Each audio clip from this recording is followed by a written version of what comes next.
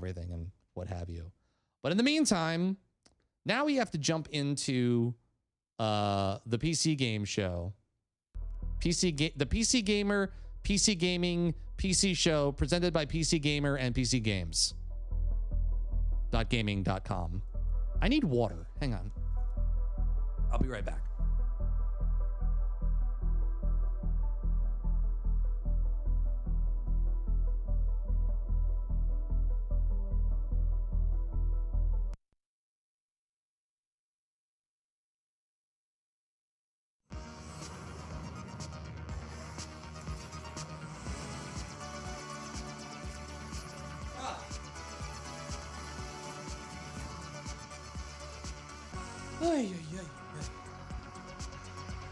They could have put the COD. They could have put Call of Duty anywhere. They could have put Call of Duty anywhere in that show. They didn't have to end with it. Welcome to the PC Gaming Show 2025. My name is Sean Day9 Plot, and once again, I am Sean Plot in a suit and doing his best Patrick Stewart impersonation. Well, the tall Patrick Stewart. I'm delighted to be joined again. I'm surprised he's not using a British accent right now. Mika Burton. Thank you, Sean. It is great to be back on the PC Gaming Show, especially since do we need a little bit more volume? Special this year. As you can see, Sean and I are broadcasting today. I mean, I think he's been going bald for a long time, so I think he's just leaned into it all the way. High-tech hardware workshop. We've assembled some of the finest PC gadgetry for some of the world's smoothest. That's a nice suit, though. You know where all the spies. That's a damn nice suit. That's a Day9 suit. Does it? I hope his tie says Day9. No, it doesn't. We make keyboards that can turn into cars that turn into boats. We've also built a laptop that's a crossbow that's also a blunderbuss, and I'm afraid to touch it. I'm happy already because I feel like this has already been mixed a little bit lower than everything else. Technology. Sean, the invisible chair never actually made it out of R&D. Well, that's what they want you to think. I also appreciate that it seems like they made a real set for this, which is... Burn after reading black books engineering at our disposal to build what we call the rig. Ooh, the rig is a top-of-the-line... PC3 is confirmed, everybody. And it could be yours, because after we build it here today, we will be giving it away to one lucky viewer at the end of the show. Uh-oh. Are they building a PC on this show? Make sure you don't pull a Verge. Count 'em 3 world premieres. The tie is the logo. Nice. All right. Do we need a little bit more audio? The sound is good? Great. Dahlia, I know you're nervous about going home, but you're going to be fine. We don't know the state of the crisis.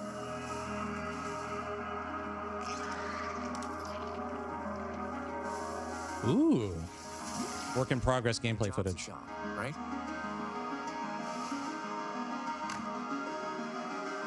Get in, get out.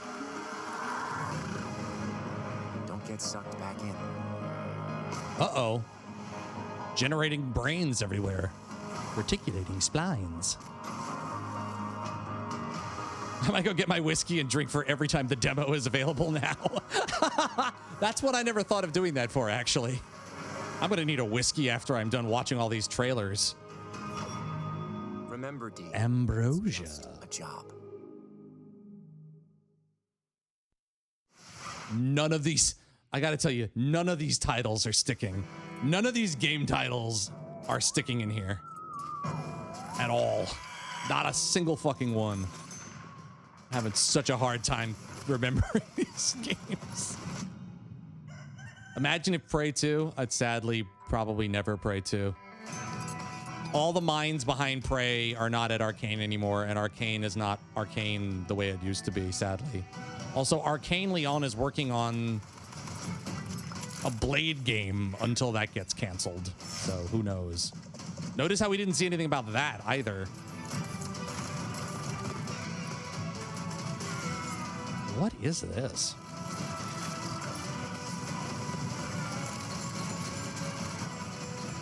I am very happy that this video is not mixed as loudly as the other ones have been, because I've been shouting over the other streams. Far, far west? Okay.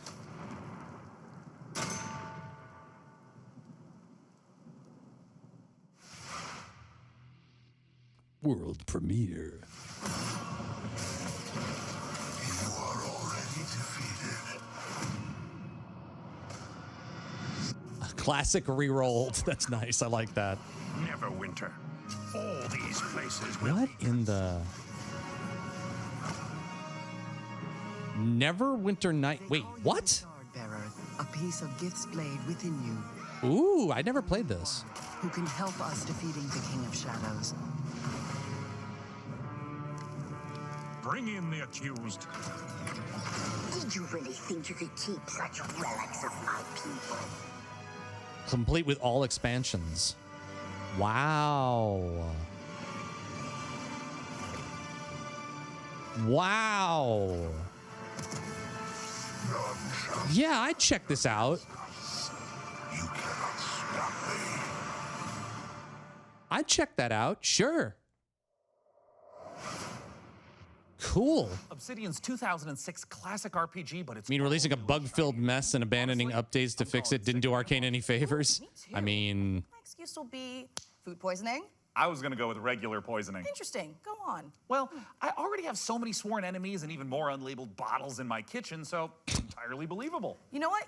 You do you, my guy. In the meantime, let's check in with Frankie and Jacob about the rig. Thanks, Mika. I'm here with PC Gamer's managing editor of hardware, Jacob Ridley, and during today's show, we're going to be building an awesome custom PC. Even better, everyone watching will have a chance to win it for themselves. This PC will be a game I definitely that era of PC games. RX 9070 When did Neverwinter Nights 2 come out? Of Corsair Dominator Titanium DDR5. I wasn't as into I wasn't as into like. ROG Swift OLED monitor and Let me rephrase. I wasn't as heavily into high fantasy at that time. Yeah. See, I didn't really get into high fantasy video games until like Oblivion came out. Let's get to work. I know that's surprising. I was much more of a sci-fi person. Hey, Peter Stormer! Fabulous fresh track. God, I love this man. God, I love this man so much. How do you stop? I want to go to Pancake's house. In the endless, no two journeys unfold the same way. Come, remain by the fire, and hear the tale of Norwind's greatest champion.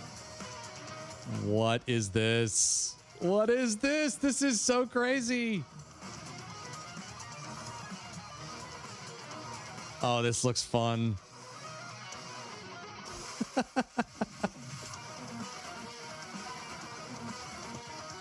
This is such a Gen Alpha game. It's on rails. You can make it a mobile version.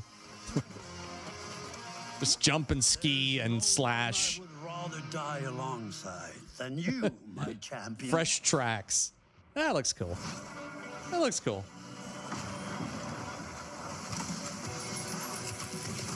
I expect video of that to start showing up in TikToks as soon as the game releases. Like someone talking about an inane bullshit thing, and just on the other side of it, you have video from that playing, like an AI generated version of that.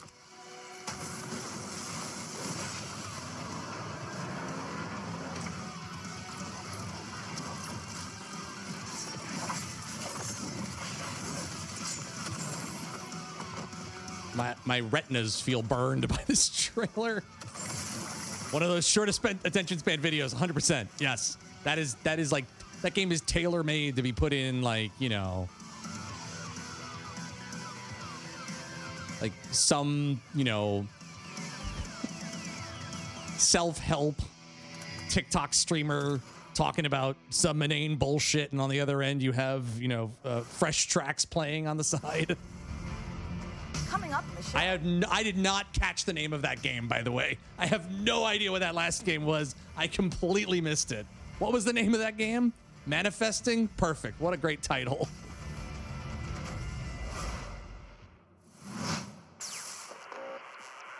How about manifesting? I don't know. My bit rate is loving that. I was thinking that this is a stream designed for uploading to YouTube after the fact. Oh, is this Ratata? Yeah, this is Ratata. This is from the ex-Patapon guys. We saw this the other day.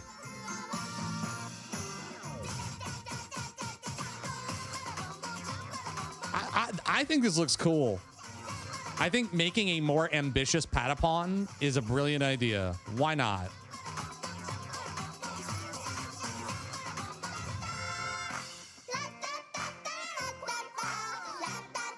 I know the singing and these voices are definitely going to cause some people to like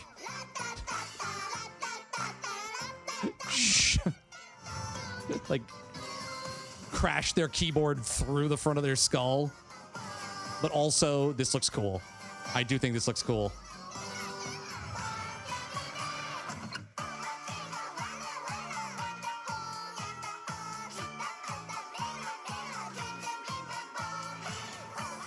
Oh, Terminull? Okay. I thought it was called Manifesting.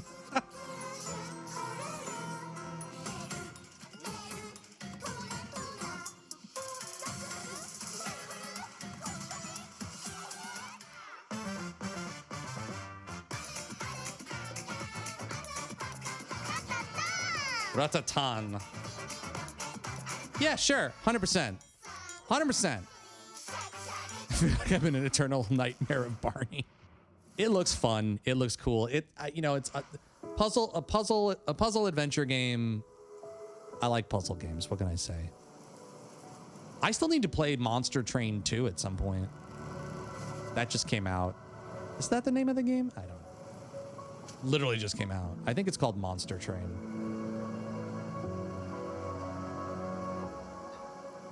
Those people have joy or whimsy in their hearts. And you know what? We need more of that. Agreed. Moomintroll?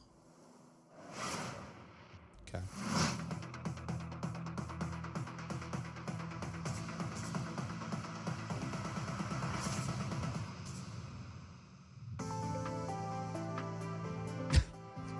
Skip.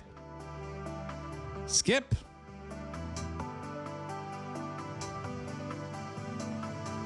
What is the name of that goddamn?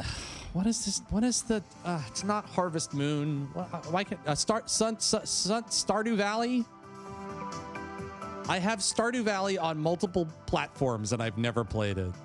I cannot bring myself to. Oh, yeah. I don't have time. My friends, I do not have time for these building games. To play a single building game would basically just push everything else that I play aside. Necesse. What? Necesse. It's important to celebrate when something reinvents itself. Necesse overhauls its graphics. Necesse. It's a necessity. It's almost as beautiful. Stardew Valley. What did I say? 1000X fully modular. You do not insult the great Stardew Valley like that. I may have. Poetic is a perfectly executed heist set in a dystopian techno future. Yes. When we heard the makers of Payday, I want to know how many takes that took. a new co-op heist. I'm going to say it again. I have nothing against Stardew Valley. I think Stardew Valley is really cool. I just cannot. Here's all the info we dredged from their genius minds. I have a black pit of tar at the center of my chest where a heart should be. So I'm not allowed to have joy in my life. Acquired the building schematics. Oh, I played Minecraft when it came out. The security comms. I definitely played Minecraft when it came out. The package was as good as I grew up. I became this shriveled husk you see before you. This depraved, indifferent, but we fucked it up anyway. Soulless husk of a man.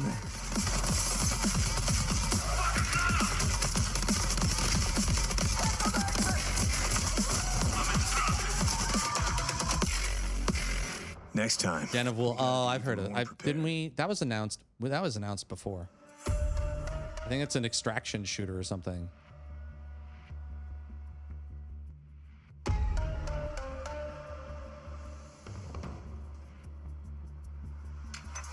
Welcome to Stockholm.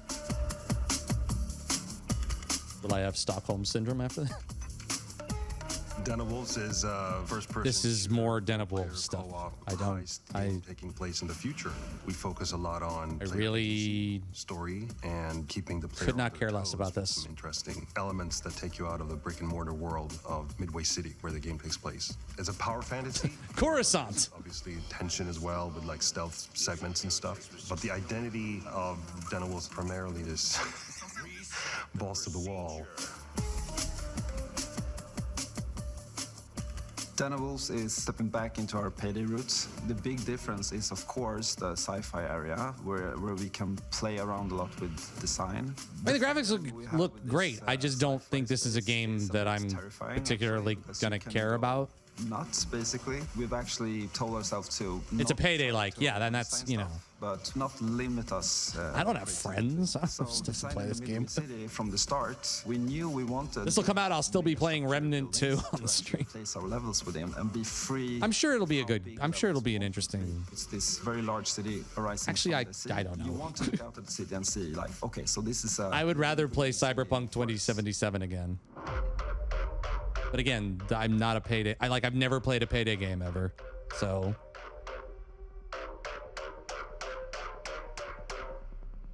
It's got a lot of style though. Coming back to the heist genre is sort of a, I don't know, after Payday 2, I felt like I had so much more things to do in my head, like what I wanted that game to be. A contemporary setting limits you in so many ways. Everything you do to enhance the game breaks the theme. With a sort of a sci-fi theme on it, it enables you to stay in the pocket of thematics and still solve things from a gameplay angle. I'm still trying to figure out why we're holding so much time on this what tools it gives you payday game or payday-like. And the sci-fi thriller theme gives us a lot of tools to play with. Midway is, but there's not a story to this game, right? This is not a story game. This is a multiplayer game, right? There's even like district war. Is there a story element to this game, or did I miss that? Classical in a way, dystopian. Because they paid for this slot. Role-playing game of saying like, oh, this is the backdrop, and I'm gonna hand you a new. Money changed hands. I forgot. Dives in the game. It's basically a neural heist. You're paying the bills. Whatever you're doing in the normal mission, you can basically jump to this other place. Thematically, there's these architects that build these defense mechanisms that gets injected into people's minds, and then you're trying to break into one of those. The dives allows us to explore a little bit with visual art design and gameplay design. Just tracking down this specific person that you need to make a dive into to extract information. We don't need a bank vault for that. It could be a suburban, gritty area, or it can be a very high-end luxury apartment of some sort. The dives provide change of pace, change of intensity. I'm gonna be honest with y'all. This is doing little to nothing for me. Imagine trying to navigate a forest or something like this. But it could also be a Japanese temple. And I'm just trying to be like, you know, in the Swiss Alps. $150 with all of you, because like I cannot. Because it's this very abstract place. It's like it makes me want to play Control. That's what it makes me want to do. It makes me. Or we can have sort of parkour experimentation where you can run on walls. We make the rules for what the dives are and what they can be. The heist fantasy in general maps really well to game psychology. I'm a psychology-driven game designer to a large extent because we want to motivate you to keep playing and also like what are we stealing and what's I like that ring economy of the game. And I'm not talking about getting people to spend more cash. It's but we would love that too. I mean, let's be honest. I think building new things or crafting things is a very interesting. Oh, were these the GTFO guys? Would be like this thing we did for Payday where you would craft masks. Oh, they also are they're literally the payday devs. Okay, I probably should have put that 2 and 2 together. Again, I have never played a single Payday game. To make something different, like we didn't want. Not my bag, baby. Masculine, maybe doing you know these big skull masks. Like we don't want to limit us. Oh shit, that's cool. But with the mask we have now, we actually wanted to bring some feminine, some sexiness. You know, so one of the inspirations we actually had was the Keira Knightley pout that she has, and there's also like these Japanese theater demon masks with. The masks shit is actually actually cool. The dives, you know, we could basically make anything. The masks are this expression to allow them to expand the world. It's a cool art style. Like, I'm not gonna lie, I just designs where they don't really know where to put it in what the Keira Knightley pout. Yeah, exactly. kind of a sweet spot there. This is gonna be a high-paced, phenomenon, you know. collaborative game. Playing together with friends is a beautiful thing, right? Especially when we have these situations where shit. What's more phenomenal than Keira Knightley? So if you put 4 people in a room and they play it, and you start to hear the voices go up, and they start to be loud in the room, then you know, like, yeah, it's something, you know? If you want to find out more about Den of Wolves, head to our Steam page and make sure to wishlist. Do I need to find out more about Den of Wolves? I know more than I ever care about now. I feel like I've been watching the Den of Wolves showcase. Christ.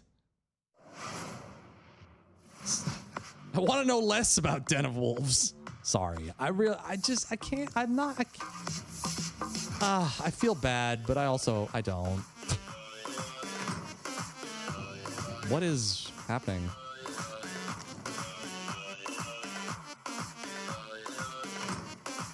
Okay.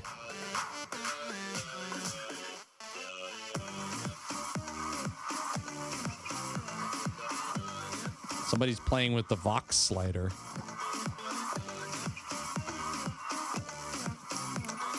Game about taking down billionaires? Sign me up.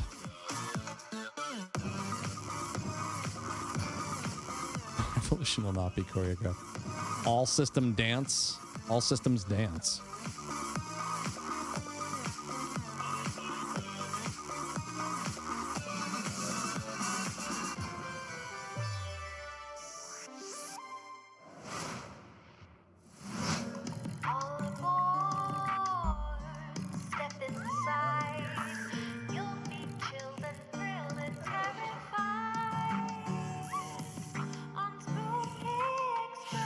This is cute.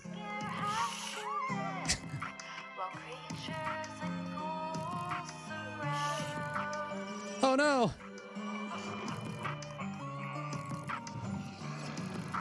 You know you're in trouble when the vampire is scared.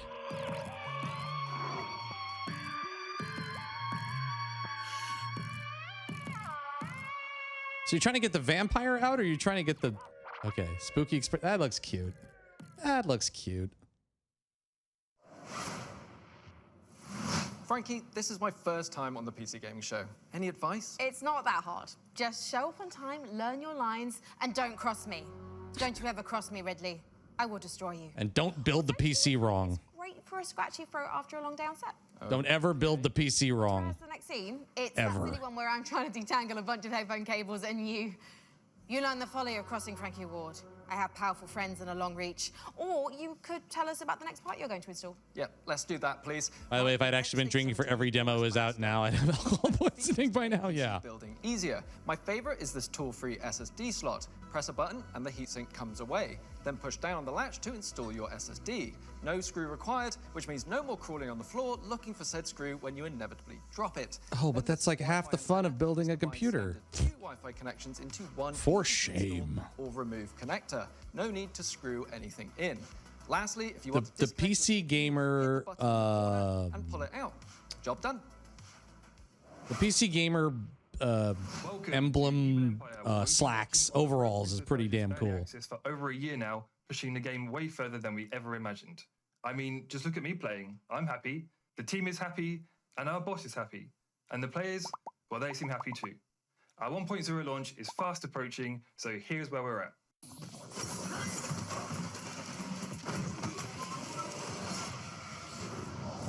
Death shuns you, Prince. Use this The Rogue Prince of Persia. your wrongs. This isn't out? This was in early access?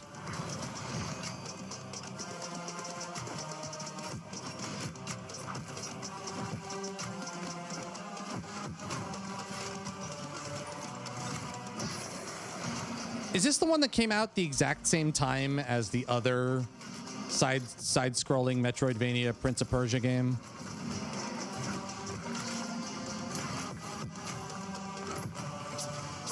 It felt like we got 2 Prince of Persia games that are like 4 days apart from each other.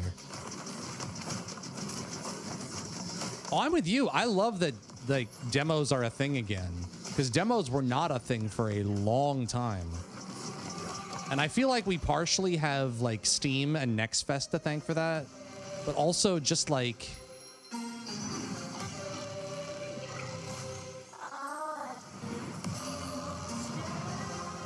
because we're not going to as many events anymore, because there's no E3 anymore. You need to give people ways to see if your game is worth buying. You have the opportunity. And not everybody wants to play an early access game or buy an early access game. Oh, hell yeah. There are whole YouTube channels dedicated to like tracking down those demo discs for both PCs and console. PC and consoles. And like playing those demos. Yep, that's me. You're probably wondering how I ended up in this situation. No, not really. We're the conductors of the train, tirelessly serving our passengers with kindness and respect. Excuse me, this is a conductor-only residence. Please back away from the door. Hey, what's up? Oh, look, it's another multiplayer shooter. Never seen one of those before. Scumbags, you rats will never get me out of this control room. You understand me? Never. Car key. Bro, let's just flush him out. I'm tired. Good. Run. Content creator traps. Oh no, it's a trap. Yeah, I feel like we've seen a bunch of games that are content creator traps. That are like content creator. We can literally intercept the conductor, steal all They're literally doing this right now, but like, yeah. We saw a couple of like streamer focused video games this weekend. I'll take right, you take left. Now we have the Train to Busan game. Here it is, yeah. We got everyone. Engine fall in 10, 9, 8. Carabao, we gotta move. 6, 5, 4, 3, 2, 1. Enginefall. Okay. Snowpiercer the game.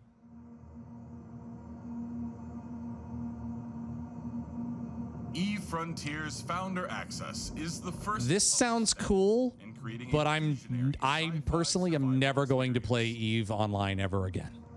You start your journey alone. But it's a cool concept. A tiny blip in a seemingly endless universe. As you struggle to gain a foothold in this hostile world, you can build rudimentary structures, improved ships, components, and more. You'll begin to discover details about the universe and the ancient civilizations whose remnants still roam the skies. Everything requires fuel to operate, and good resource management is crucial to survival. I am stealing Friend Slop Games from you. That is a great name for what that genre is. To build formidable ships, Friend Slop is fascinating. Stargates. It's not a single player version of Eve. It is, from what I understand, it is a way to are highly customizable. Build like user end third party content for the greater Eve universe. Founders have already created custom tournaments, specialized trading hubs, advanced security systems, and more.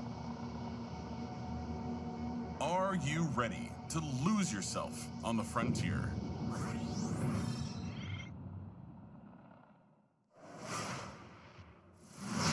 Wow, I knew space was dark, but that was dark. CCP really knows how to make the destruction of the universe look kind of beautiful. I'm honestly looking forward to being ambushed in the depths of space in Eve Frontier. But if you're like me and the thought of being caught off guard is a no-no, just head over to the PC Gaming Show Steam page and you'll find every single game we're showing today in one convenient spot. Yeah, I believe that Eve Frontier connects to the greater Eve Online ecosphere somehow. Puzzle publisher, Astrological. But I'm not entirely sure because everything that CCP makes is kind of fucking weird and inscrutable. So I'd say the days are blurring together. But what days? As for the isolation, I'm an introvert.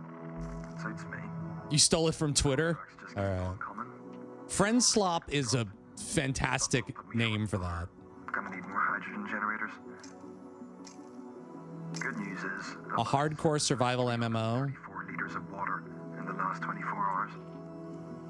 Now they want 200 liters of ammonium hydroxide. Rewards are good though. I thought there was something about how that it will connect to EVE Online though. That methane on level 2, that means... Yeah, like similar to Dust 514, yeah. Despite the fact no one... Although that was canceled, wasn't it? I push on and keep going deeper.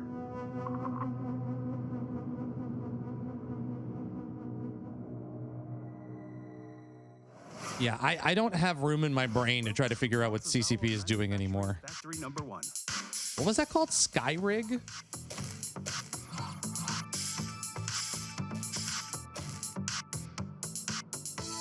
I played EVE Online for maybe a couple of months here and there over the course of 2-3 years, and I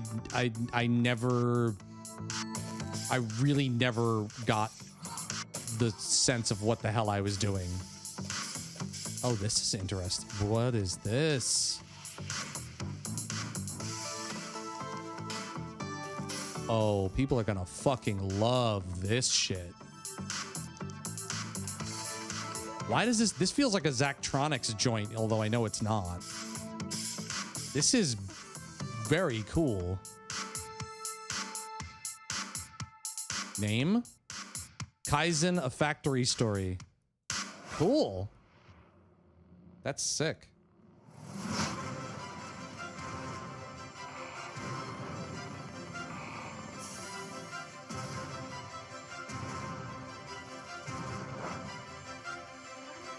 Oh, it's like a voxel craft? Automate our expansion. Okay, so we're in the Factorio world again, but with voxels. Got to make sure you have a loo on the ship. Voxel Satisfactory. Yes.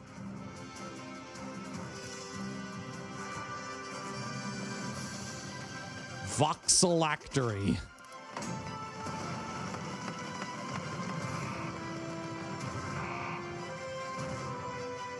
There's a lot going on here. We all profit. Are you sure about that? Dawn apart.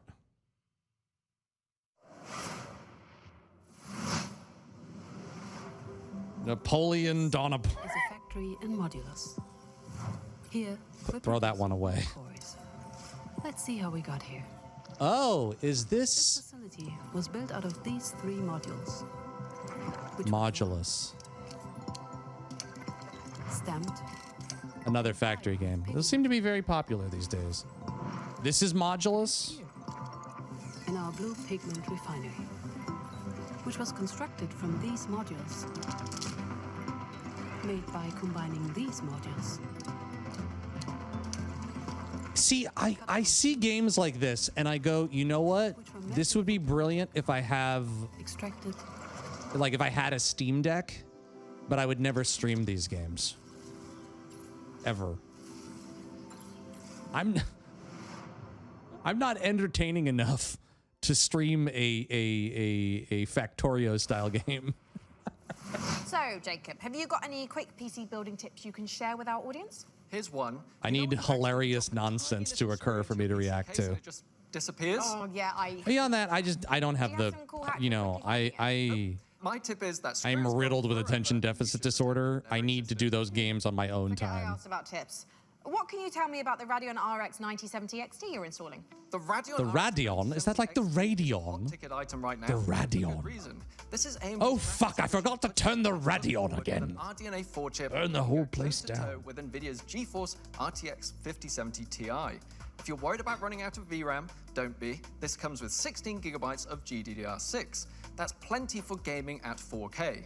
Plus it supports FSR4, the latest version of AMD's upscaling technology. I've never tried building like a monocolor system, like an all-white system. Run it with less power. The reason I've never come across that is like buying all the components and having all of them be white. There's always one piece that's like out of stock. It's like either the white RAM is out of stock, or the white graphics card is out of stock, or the white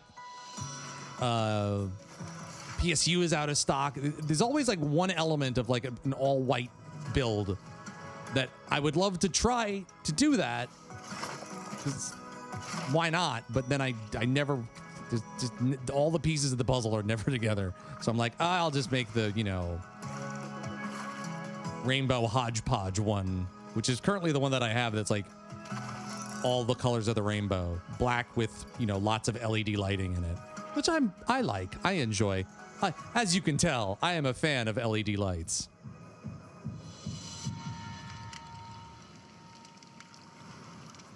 Harebrained Games?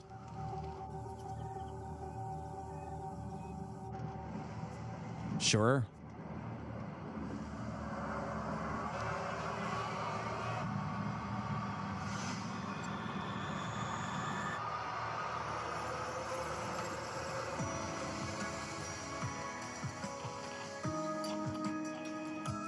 A cozy farming space horror game.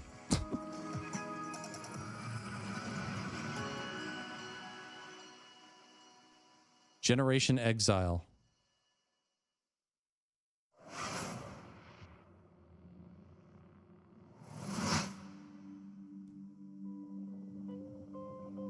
I know our odds. Maybe. Did HBS change their name? I honestly don't know. Easy way out. Oh, this is the Altars. I'm very interested in this game. I think this is the Altars.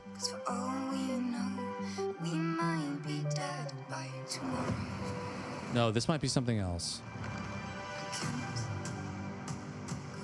Wasting my time, adding scars to my heart, 'cause all I hear is I'm not ready now.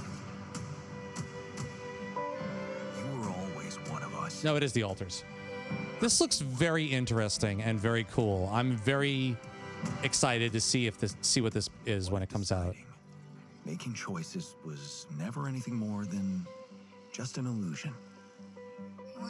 This is a very cool concept for a game. You're still making it about yourself. Just look at us.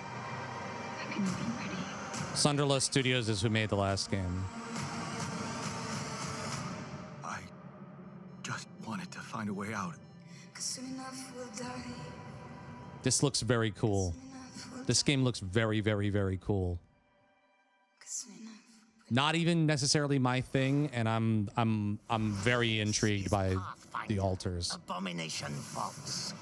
A hack and slash dungeon crawl where up to 4 players battle through a single massive labyrinth filled to the brim with monsters, treasure, and secrets. Wait, really? Harebrained Schemes changed its name to Inspired by second Sunderlust Studios? Really? When did that happen? Oh, it's a spin-off studio. It's a spin-off studio then. Switch between the party's heroes on the fly to unleash almighty combo attacks to annihilate the It might be a spin-off studio, or it might be deep below the surface. The dark sorceress Belcora Haruve. Yeah, HBS still exists. It might be a small internal studio inside of HBS. Delve into the shadowy depths of the Abomination Vaults.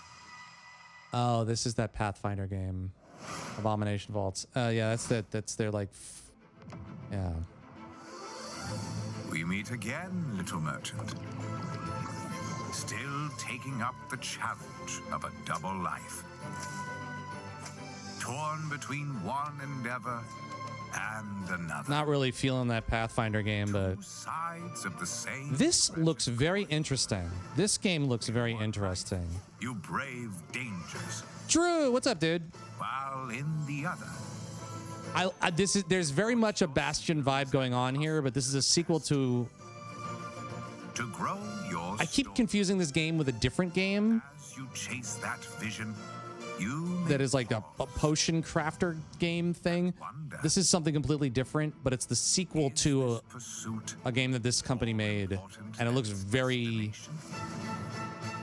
cool. lies with Moonlighter 2, yeah. Moonlighter 2, The Endless Vault. This looks really cool. computers aren't the only thing we build here at our hardware workshop. While Frankie and Jacob are working on the rig, Mika and I have been preparing some more elegant equipment for fieldwork, spy gadgets. See here, this might appear to be a standard 18. But I love the style of that game. It looks really good. Every component is also an Drew, how are you doing today?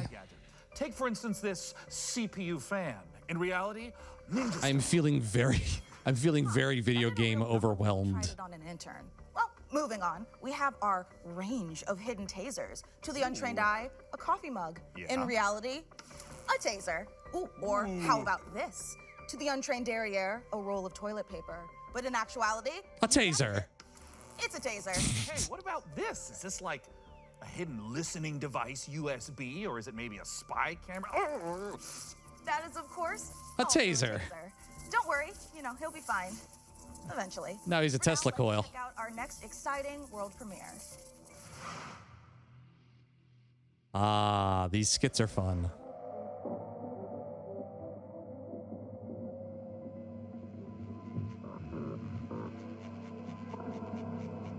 I'll try to time out the next I'll try to time the ad during the next talking head segment, but I've officially run out of ad snoozing.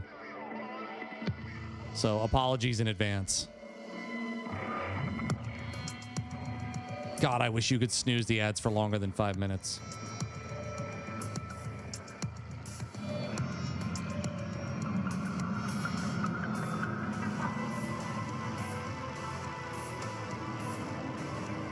What in the laser otters? We found otters and we put lasers on them.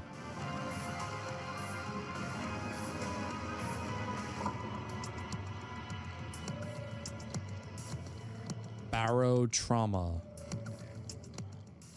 Oh, it's Dedelic and Fake Fish. Dedelic is still making games? Your safety is your own responsibility. Sharing a roof with someone, make sure they're humans. Check their eyes and teeth. I think that was an expansion for something, but I don't know it.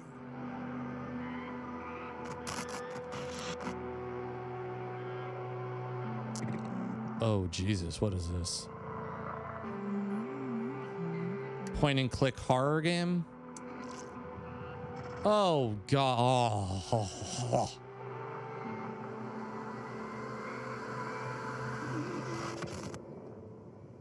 No, I'm not a human. That looked gross.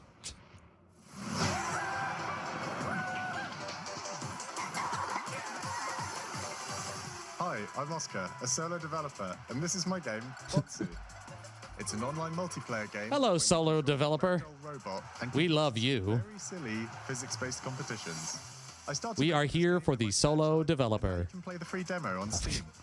You'll start I'm off being with silly, but this is running theme of this week is how few developers did you make game with? and hop on the matchmaking train to your Again, something I'm fine with. It's just like Your team will compete in bonkers boxball matches, steal boxes and drag your team to victory in stockpile, and try to be the last. all this. The only message this is sending is, oh, so we don't actually need as many developers. So what you're saying is we can get away with paying fewer developers.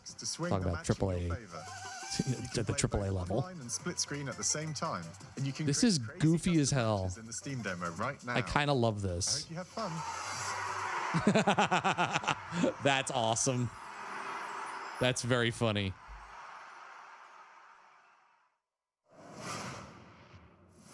That's giving what was that 4-player game where the putty creatures were like beating the shit out of each other?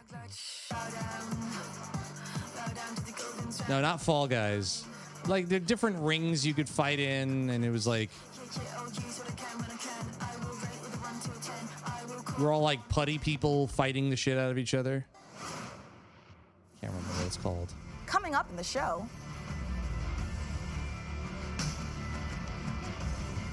All right, I'm gonna run the ad here and use the restroom real quick. Because the fucking thing is getting mad at me. Not Clay Fighters. No, I can't remember. Oh, wait. Okay, sorry. I thought it was gonna be longer. No more room in hell too. Did we see this earlier? All right, I have to run to the restroom. Hang on just a second, everybody. Gang beasts. That's the one. Gang beasts. Gang beasts. I need to step away for just a second because I really have to use the restroom. Hang on. I'll be right back.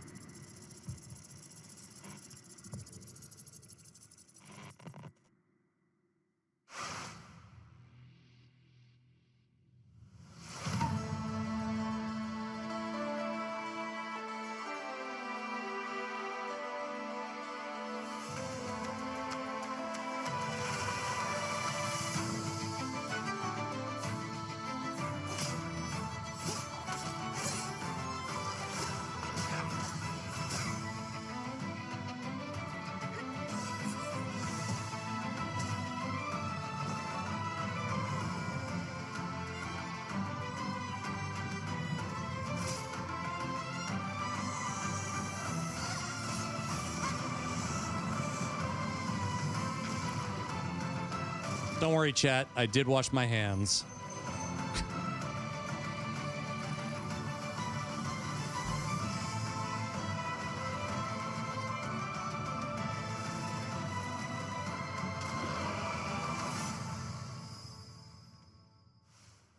Farever.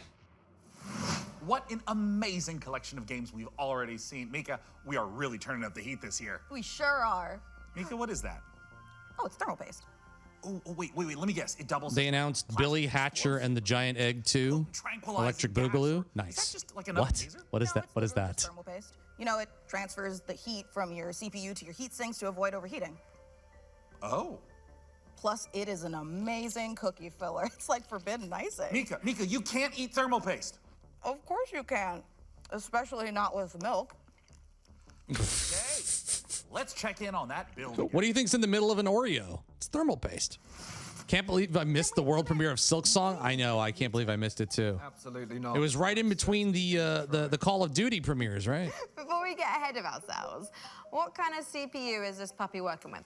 It's with no small amount of envy that I say this. We're equipping the rig with an AMD Ryzen 9 9950 X3D processor. Put simply, exclusive for the Atari Lynx. Money can buy. It combines the best parts of. I don't know if you heard this. Xbox announced their new handheld, the Atari Lynx 2. The gaming chops of made by Xbox. 3D Vcache tech, check. This beast can work as hard as it plays, and it plays in a completely different. You've never played an Xbox like this before. Gamers made by Atari. Gaming and for everything else. I can't believe that fucking I'd be happened. tempted to walk out of here with it myself. Oh, Jesus. God, what a weird fucking day this has been. Indeed. I still. Plasma globe? Say hello to the new Xbox system. Looks like things are coming along. The Asus Rogue Ally. Which is perfect because right now we've got another exciting world premiere to show you from our friends at Fail Better Games. It's coming to the Amico later on. Yes, exactly. My mom is very proud. Chandley is small, complicated, and everyone's got their own story. For 100 years, that is a reference to an H-Bomber Guy video, by the way. making even the simplest act Definitely watch it because it's very good. unpredictable. That is a very fat cat. You come from a long line of sorcerers steeped in the green. Oh, look, another cozy farming game. Family's old lodge has been empty for a long time. I've never seen one of those before. Never, man. But it's thick with secrets. And It's a really good thing that they are making sure the cozy farming gamer has something to play. The Mandrake setting is based on British history and folklore. For research, we've walked in a temperate rainforest and visited an ancient coal mine beneath the Forest of Dean. It's a world where overfishing might cause a river to put a curse on you, and where you'll go delving for bright minerals in the forgotten deeps. It looks pretty. And sunless skies did have some Fable, the cozy farming sim. Exactly. eat people in this one. Look, and let me tell you, I got nothing against cozy games. Cozy games are great. Does not belong to I just, I have a very hard time getting into cozy games. right now. Like these kinds of cozy games. Oh, dude, you know what? If you have Octopath 2, just start there. I'm gonna let you know right now. You do not need to play Octopath 1. Like, listen to the soundtrack of Octopath 1 because it's phenomenal, and play Octopath 2 because it's the better game. Orders up. Now that's how you make a fucking pizza. Oh, Jesus Christ. Really? Really? A week in the life of a Demonschool student in under a minute. Starting now. Monday. Catch up on the news. Get a new assignment. Fight some guys using tactics. I have been waiting for this game to come out for fucking forever. This is the RPG that's like Persona 2 inspired. I really want this game to come out. Those guys. Thursday. Follow some blood. Track down a missing sandwich. Pull a new friend. I've never even played Persona 2, but I just love that someone made a Persona 2 style RPG. Really big guys. The weekend. Sing karaoke, race beetles, rent some tapes, and generally just relax. That's 1 week down, many. This looks cool as hell. I want to play this so badly. An RPG with tactical battles right now. Demonschool. Summer 2025. No demo. Fuck. I really want to play that. Congratulations on your assignment. You have been selected to oversee a caretaker deployment in Sector 43A. This video will introduce you to your unit and its sacred directive, the preservation and propagation of the human species. Yeah, I noticed that too. Earth became uninhabitable. Humanity moved to orbit. There was definitely stuff that got delayed, like significantly. Moses responded with the Human Seed Program. Cryogenic embryos are grown to mature. There's been no news about Nivalis, really. For immediate workforce integration. Or the other one that looks like Nivalis that I always get confused with Nivalis. And orbital transfer. Caretakers maintain surface facilities, build autonomous power systems, Yeah. adapt to any anomaly, from environmental failure to unauthorized presence. Enjoy. I always when we talk about games like that have like that just at some point yes, Silk Song. The disrespect that has been shown to Silk Song during this weekend is Only one who can safeguard unfucking real. the But Last also, Caretaker. I always like to remind everybody of Etir. Etir, which just was talked about for multiple years and then just never came out. Wait a second. And did was you like get my thermal paste stash? announced somewhere between like Dark Souls 1 and Dark Souls 2 and was an isometric Dark Souls game. Definitely a train, which means we are right on track for our next world premiere. Sean, no. That one still hurts. That there was no Etir that ever came out. World fucking premiere. That was really good. Oh, that was so funny. Oh, look, it's a survival train game.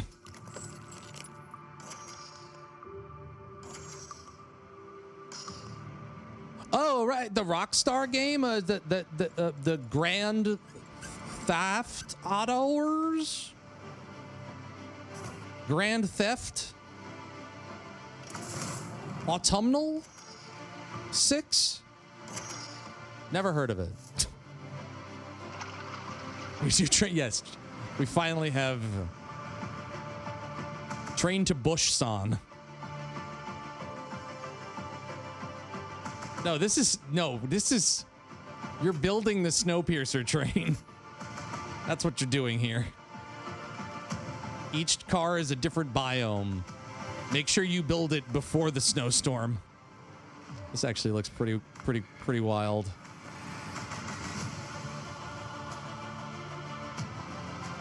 I actually don't remember when Arc 2 was announced because Arc is not a game I care about at all. Look there, yep, it's Snowpiercer. No, it's Railborn. It's Railpiercer. Railborn. Have I mentioned at all this entire these names?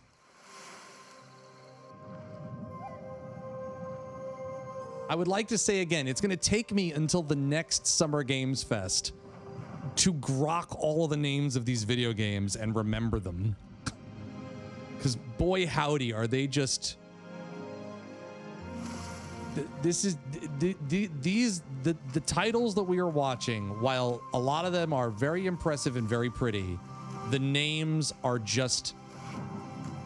a jelly belly jelly bean collection of 1,000 flavors that this brain is too ADD addled and ancient to remember now.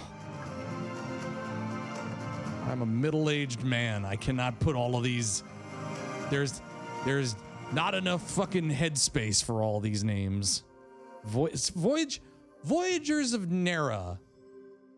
Who's going to remember that name 3 seconds after the trailer's over? Norex would like to offer you an opportunity. We have some dirty work we need you to take care of. At your own risk, of course. Actually, it's an adaptation of Trainspotting, the Danny Boyle film. You want to hunt monsters? Join Norex. Arc 2 was announced in 2020. Oh my god. Icarus Great Hunts. I think we're due for a hoedown a little bit. Does it need, like, so when a game comes out like Icarus, does it need the subtitle Great Hunts? Are they like trying to tell you, like, don't worry, it's gonna be a great hunting game? Oh, this is interesting actually. I kind of love the art style of this. A cozy post-apocalypse Jeep driving game with, oh, and it's tower defense.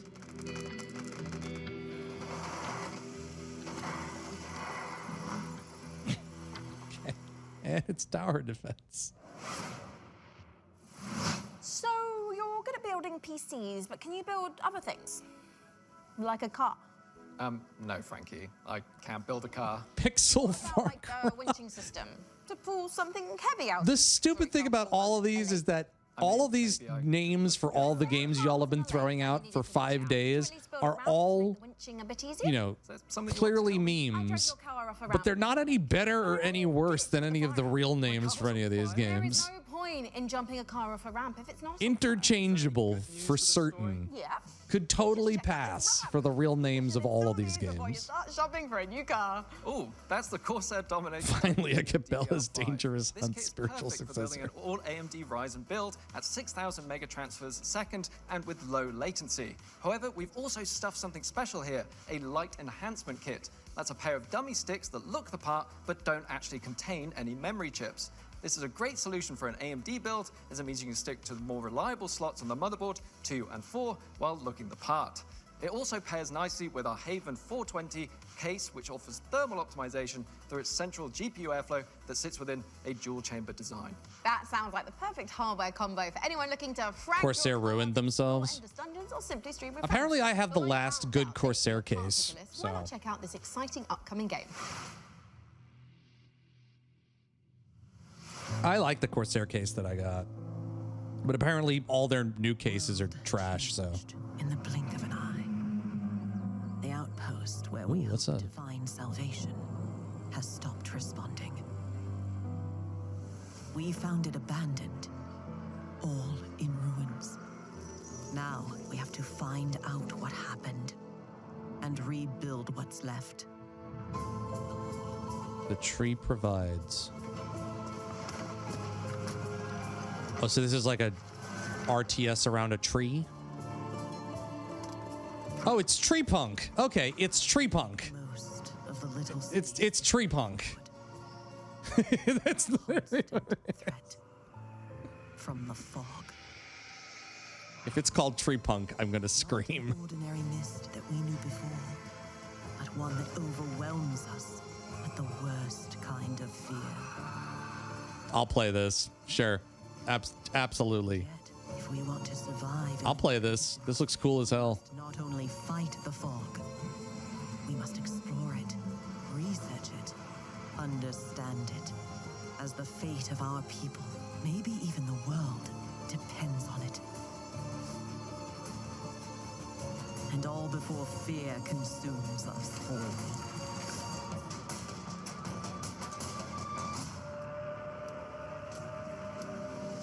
The tree provides. The tree protects. The tree prevails. Not what I thought that game was going to be called, but okay. Hey, did you pre-order your Dark Switch? Get your Dark Switch in the mail today. That looks cool.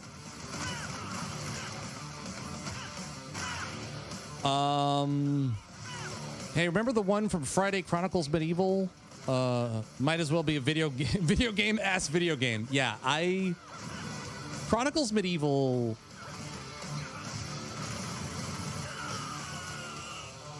I don't know. That looked like a mobile, like. Coming up. What's that very popular strategy game series? Also, what the hell was that game that was just shown? I totally missed the name of that. I couldn't even read the letters of it. It was a beat 'em up. Yeah, yeah.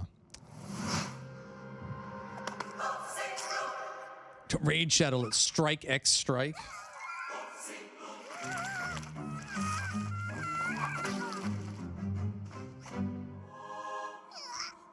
I swear to God, the video that I make, like compiling all this stuff together, it's gonna take me so long to do this. I'm just so overwhelmed. Spread the mighty one's influence. Find power in the god of your choice to bring the unseen depths to the mortal world. Now go, vanquish the opposition, burn the non-believers in darkness. Cult of the Yam. I don't know. Survive the horrors. Grow in power and strength. Unlock new unholy sorceries to overcome the Cult of the Lamb is a great game, by the way. Play Remnant 2 instead. the eldritch. Worship. It's just literally called Worship. Okay. By the way, if you've never played Cult of the Lamb, you really should, because it's a fantastic video game. And they made a whole lot of free update content for that. Oh, Rami, you don't have to convince me to play more Remnant 2. I fucking love that game. Those guns just are gun noodles.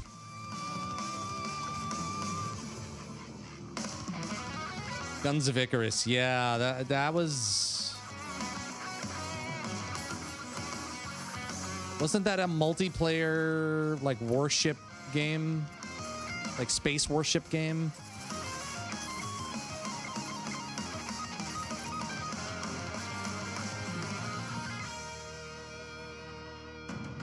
Oh, it was a MOBA? Stars of Icarus. Okay. After almost a decade, Muse Games is bringing us a follow-up. Oh yeah, it was a MOBA. It was a MOBA, wasn't it? With all professions, our work as gadget-crazy weirdos would be impossible if not for the laser watches and ejector seats of. But like in space, right? Like it didn't have the same kind of.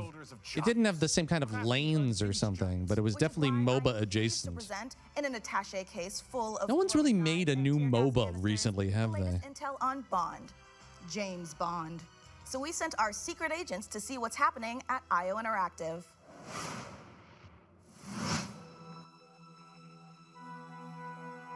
Oh, we're getting 007 stuff. Is this First Light stuff? Steampunk Airship. Yeah, I didn't think it was a MOBA, but what do I know? I didn't play it. I remember seeing people stream it for like a week, and then it disappeared. When things got together and we figured out that we were going to work on such a legend. Here's your newest weapon for Hitman. It's a huge opportunity, and also the fact that it hasn't been a game for 14 years. God, he's a very handsome man. Holy shit. A comeback of this game in gaming. The colleagues that we have here are phenomenal, and I think taking all of their experience from the sort of agent Pull the camera back a little bit. It's getting hot in here. And applying it to the Bond franchise has been incredible to see and to be a part of. We're making a standalone James Bond game, but there are characters and locations that I think are going to make the fans of the novels and the fans of the movies and the cinematic history really smile. In any kind of IP where there's some known aspects of the character, you can initially view these as constraints, but really they're strengths because we get to work with all these amazing partners. I would love to go back to Copenhagen, by the way, just as an aside. With Omega and all of these things lends itself a sense of credibility to the player that this is a real James Bond experience. I've actually been there. I've been there. I've been to both of those places. God. Oh, those were not in the game. Those were just that was video. Being very true to Ian Fleming. I really hope they knock this out of the park, because the trailer for this game that they showed on Wednesday was really sick. Learn about what it takes to enter this. There's Casino Royale. There's Casino Royale DLC for Hitman with Le Chiffre. Cherry pick qualities from different aspects of stories. So they went there. They did that. They fucking did that. He's young.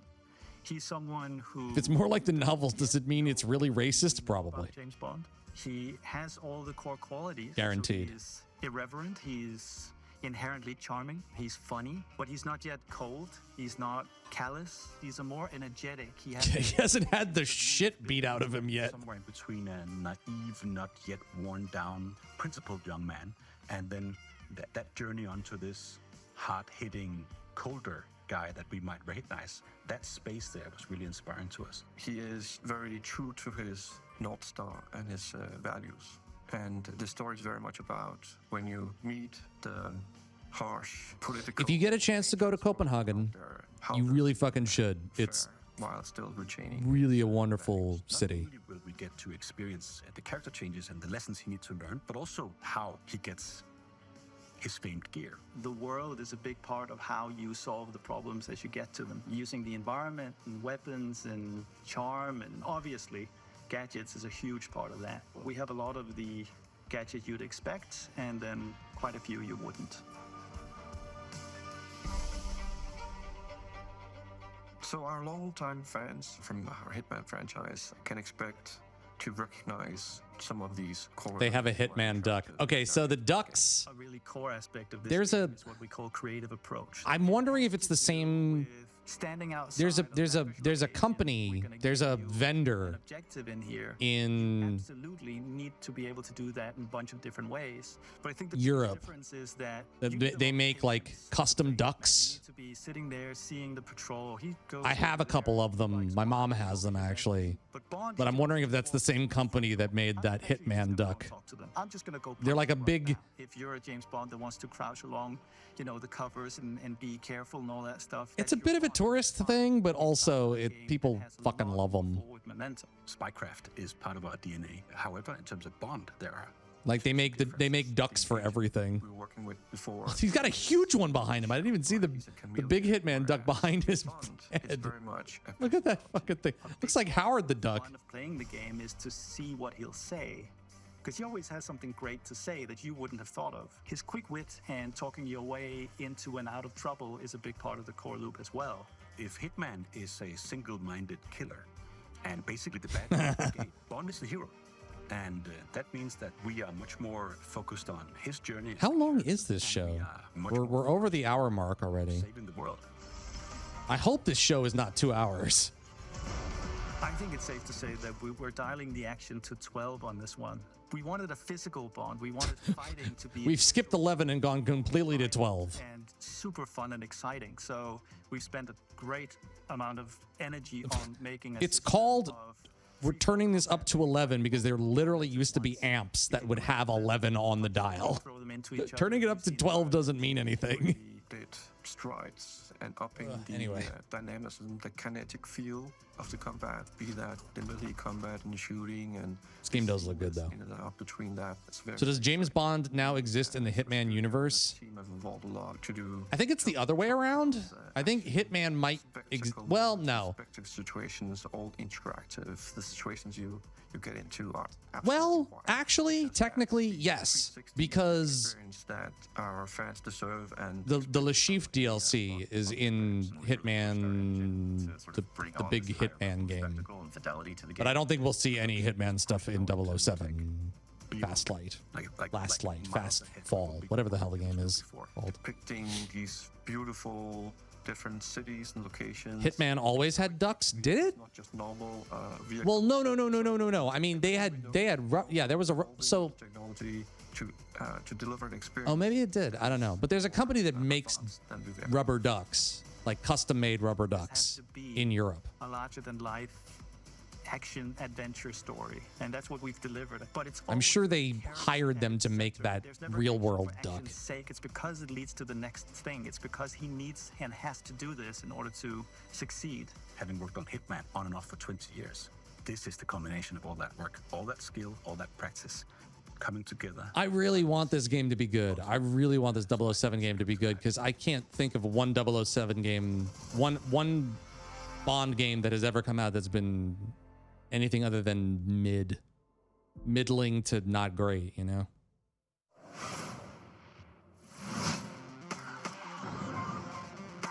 Okay. This took a turn.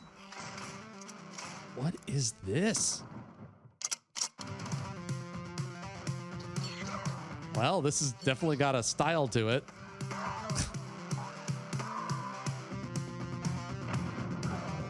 You can play it on the shitbox today. I kind of love this. There's like 1 or 2 or 3 games that have come out recently that have this sort of like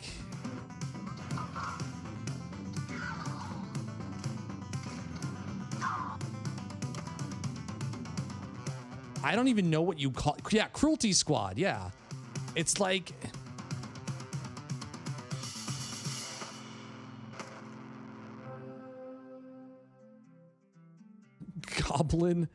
Goblin America. Yeah. This, oh man. When the world ended, we shielded our city. It's a very uncomfortable art style, but I do appreciate it in some weird way. Until That it's like going for it. only you can shatter our Oh, wait a minute. Maybe here's the MOBA we've been looking for. Maybe now we have. evil hordes. We finally get a new MOBA. Enemy shattered. MOBA friends. For the might of our city. Finally, a MOBA for the rest of us. Still whisper secrets. Relics of power waiting to be claimed. Together, you are legions. Not even the hordes of the Unraveler shall halt your advance. Your strength will never cease to grow. Once banished, you will break us free. Ever Siege. Oh, it's like a MOBA desktop tower or something. Something's been implanted at the base of your skull. That's because there has. It's in your best interest to listen to me. Pigface? Pigface? Is this called Pigface? A MOBA in this economy?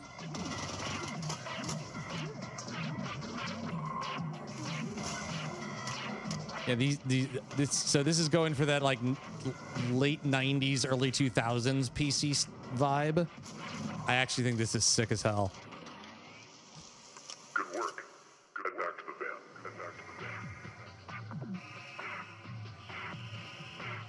van. That actually seems kind of wild. Steam demo available now. As you can see, we are running a fine-tuned engine of gaming goodness. Oh, speaking of, Sean, what's going on with the rig? Let's find out. Frankie, Jacob, status.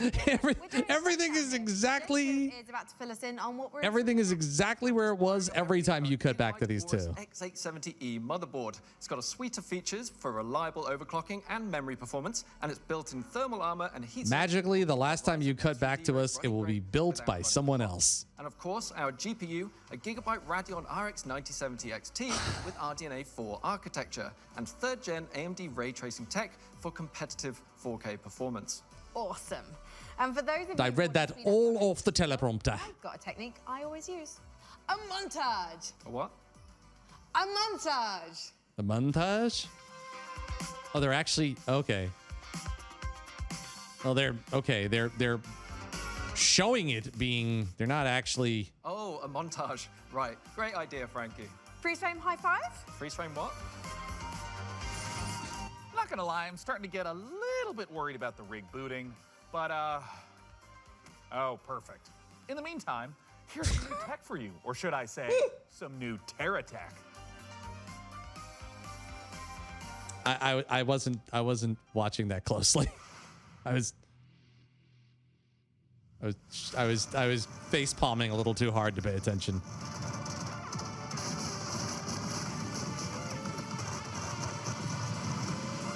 What in the...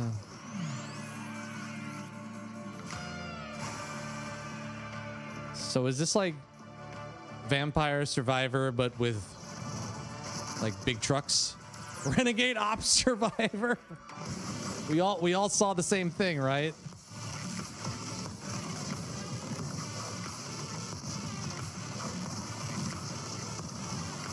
Sure.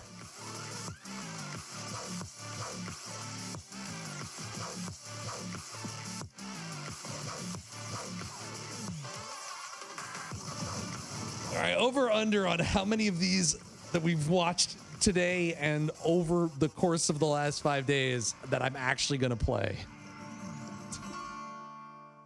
Terra Tech Legion.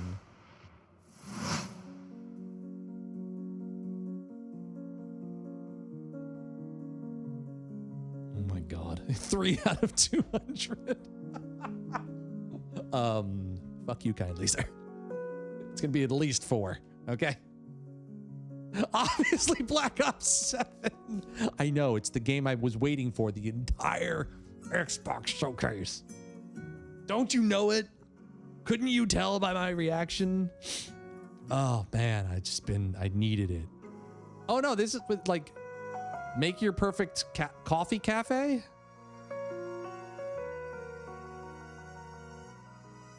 Would you like an espresso? Oh, no, this is actually, you are building a house.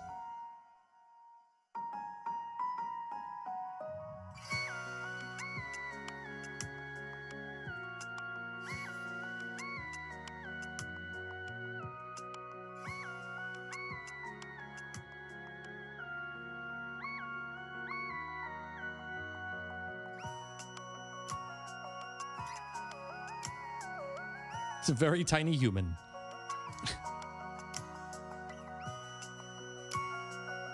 The Spims. What are we calling this?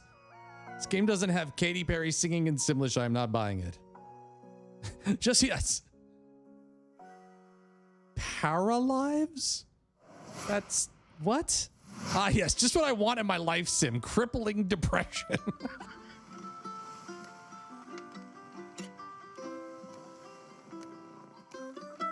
Come on, don't you want it to be as real and as accurate to life as it can possibly be? Oh, is that what they're... Tiny humans are called children, Rob? Is that what they're called? Man, I don't care at all. That's terrible. Do they play video games? They don't have disposable income, right? I guess, you know, you just... put them to work or something. I'm sorry. I'm kidding. Obviously, I'm kidding. They're like drunk people, but small.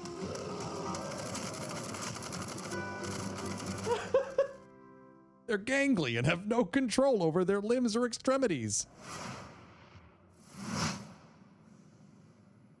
What was the name of that game?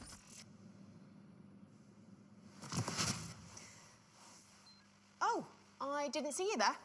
Don't mind me, I have got a special Lost Rift, thank you. by, but don't tell the folks upstairs. It's a surprise, you see. When you see them, just let them know that they can add any of today's exciting games to their wish list. Follow the link below to see all the goodies in today's show. Okay. And in the meantime, let's see what our friends over at Rogue Snail have been cooking up. Okay. How many more? Okay. Perdoe essa pobre coitada. I'm feeling extremely overwhelmed. Rezou bocado This looks interesting. pra chuva cair sem parar. Oh, wow. Sertão é rico para quem tem olhos de ver. Não é lugar para vocês. This looks cool. Uma pessoa pode lavrar chão que nem mesmo cactos consegue brotar. Todos precisam saber sobre o que de fato aconteceu em Canudos. Eles moveram mundos para acabar com o nosso lar. Perdemos, mas resistimos, como Mandacaru, no meio da grande seca.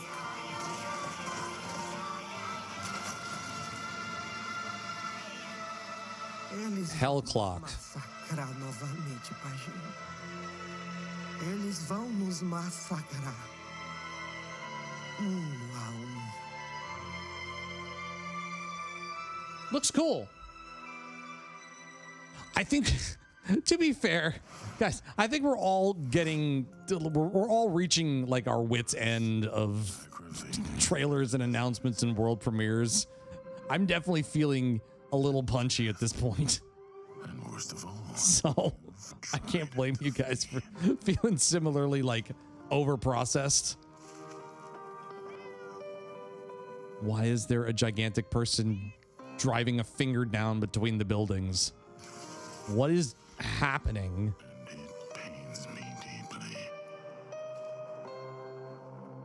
Did you somehow get like stuck inside a model town? That's always lost. Comrade, please do not crush my... Oh my goodness. To be gold.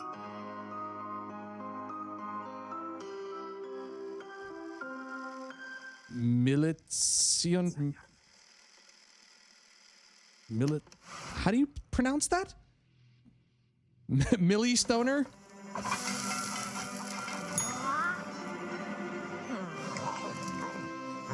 Chef, opening your own restaurant may feel like a fairy tale, but it's trickier than it looks. Customers curse you. The hordes The Great Russian Policeman game. The gods are summoned. All of this can really burn your biscuits, but you will be forged in the fires of the kitchen. Sharpen your knives and master the magic. A kitchen For an ancient card collection game. has awoken, and the path to a demon's heart is through its stomach. Slay the stomach hunger. Hey, let's check in on how things are I progressing. didn't catch the name of that. And make sure there aren't any that either. saboteurs in the mix. Oh my god. Kids looking down there. Oh, it's not looking great. They're hooking up a... Oh my god, they're hooking up the PC to a printer. No, printer, it's too dangerous. I know. told them the rig is way too valuable to be anywhere near a printer. I know. Nobody hooks anything up to a printer anymore. Because they're downloading a driver. God, why? Maybe it's... Don't ever download a driver during a live stream. Oh, no. I learned that the hard way. And now he's cursing God. I can... Yeah. Oof. Why, you maniacs? Why? Damn you, printers. Haven't you taken enough from us? Well, while our team I can build a PC faster than this shit. take back the post-apocalypse from hordes of mutants in co-op roguelite Guntouchables. Yeah. If you're watching watching this tape, it means the world has ended. Welcome to Untouchable. It's not a game, it's a state of mind. It's about having such a... I'm really glad that so many games come out in a year and I have a huge backlog because I'd rather light my face on fire than play any of these games. But your enemies are getting upgraded too, and that's where things heat up. So Hey, some of them look good, Drew. And smack stuff with a shovel, and shred stuff with a Maybe some more than others. Survival is about sticking together. It's about getting badass guns and even more badasser upgrades. I'm glad that there's a... Oh, that looks just wrong in every way. I'm glad that people have a lot of options. I mean... Hamburger meat. There's only one way to survive, and that's to become gun-touchable. Yeah, there's something about that that's making me feel uncomfortable.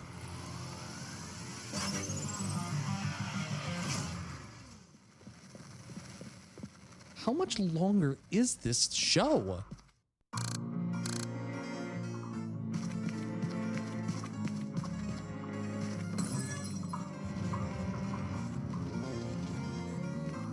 What in the...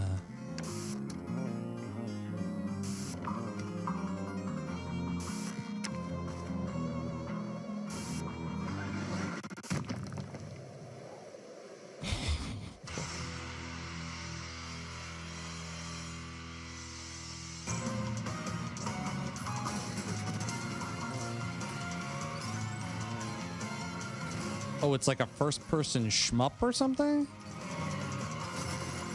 Brother, this looks psychotic.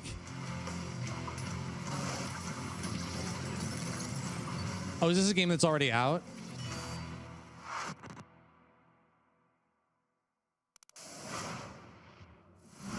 Coming up in the show. There's fucking more.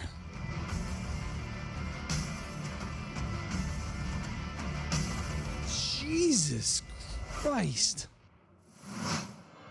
How is there more? Very long show.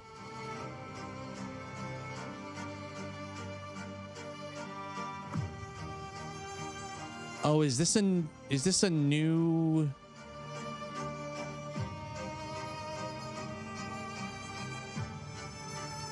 No, this is something else. Stario Heaven Tower. Oh, cool. And this is the Superhero Dispatch Network. I hope you're ready for your first shift. Wait, we're doing this? Hey, team. This looks very cool. This looks very cool. Watch and learn, Sonny. How do I mute you? We're taking bets on when you'll quit. Friday? Today's Friday. I know. This dispatch for superheroes. Dispatch looks very cool. I love that there's a demo for that. That looks actually awesome. Dispatch looks sick.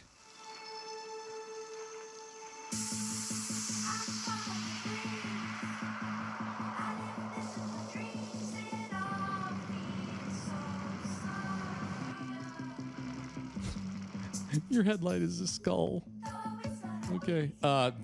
The body one is a little weird.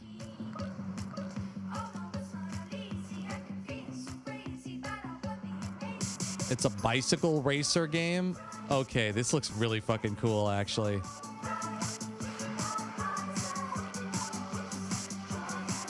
Yeah, this looks cool.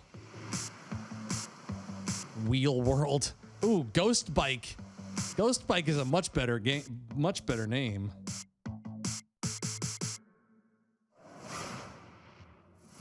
Ghost Bike is a much better name. Game that leaves you asking the important questions, like why aren't all the world's bicycles shaped like hot dogs? We can only hope the answer reveals itself someday. Until then, let's turn our attention to the latest from FBC Firebreak, the next game from Remedy. And if my tracker is working properly, it looks like Frankie met up with the Bureau.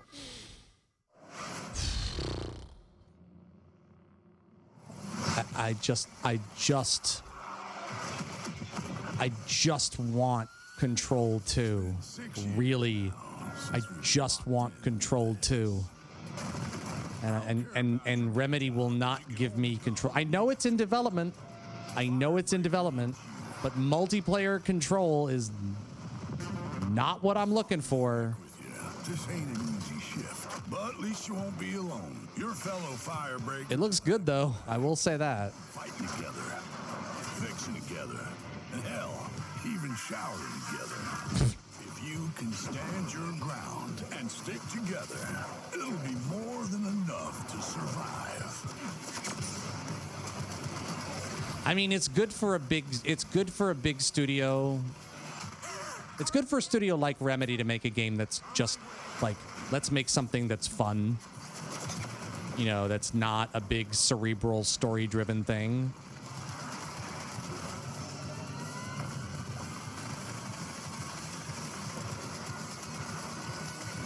I don't know. But again, notice how I've not been playing Night Rain lately either. So I'm very conflicted. Sounds simple enough. Good. I've got a lot. So far, the only games I've seen are Doom, Frostpunk, and Vampire Survivors. There's a lot. It's gonna take me.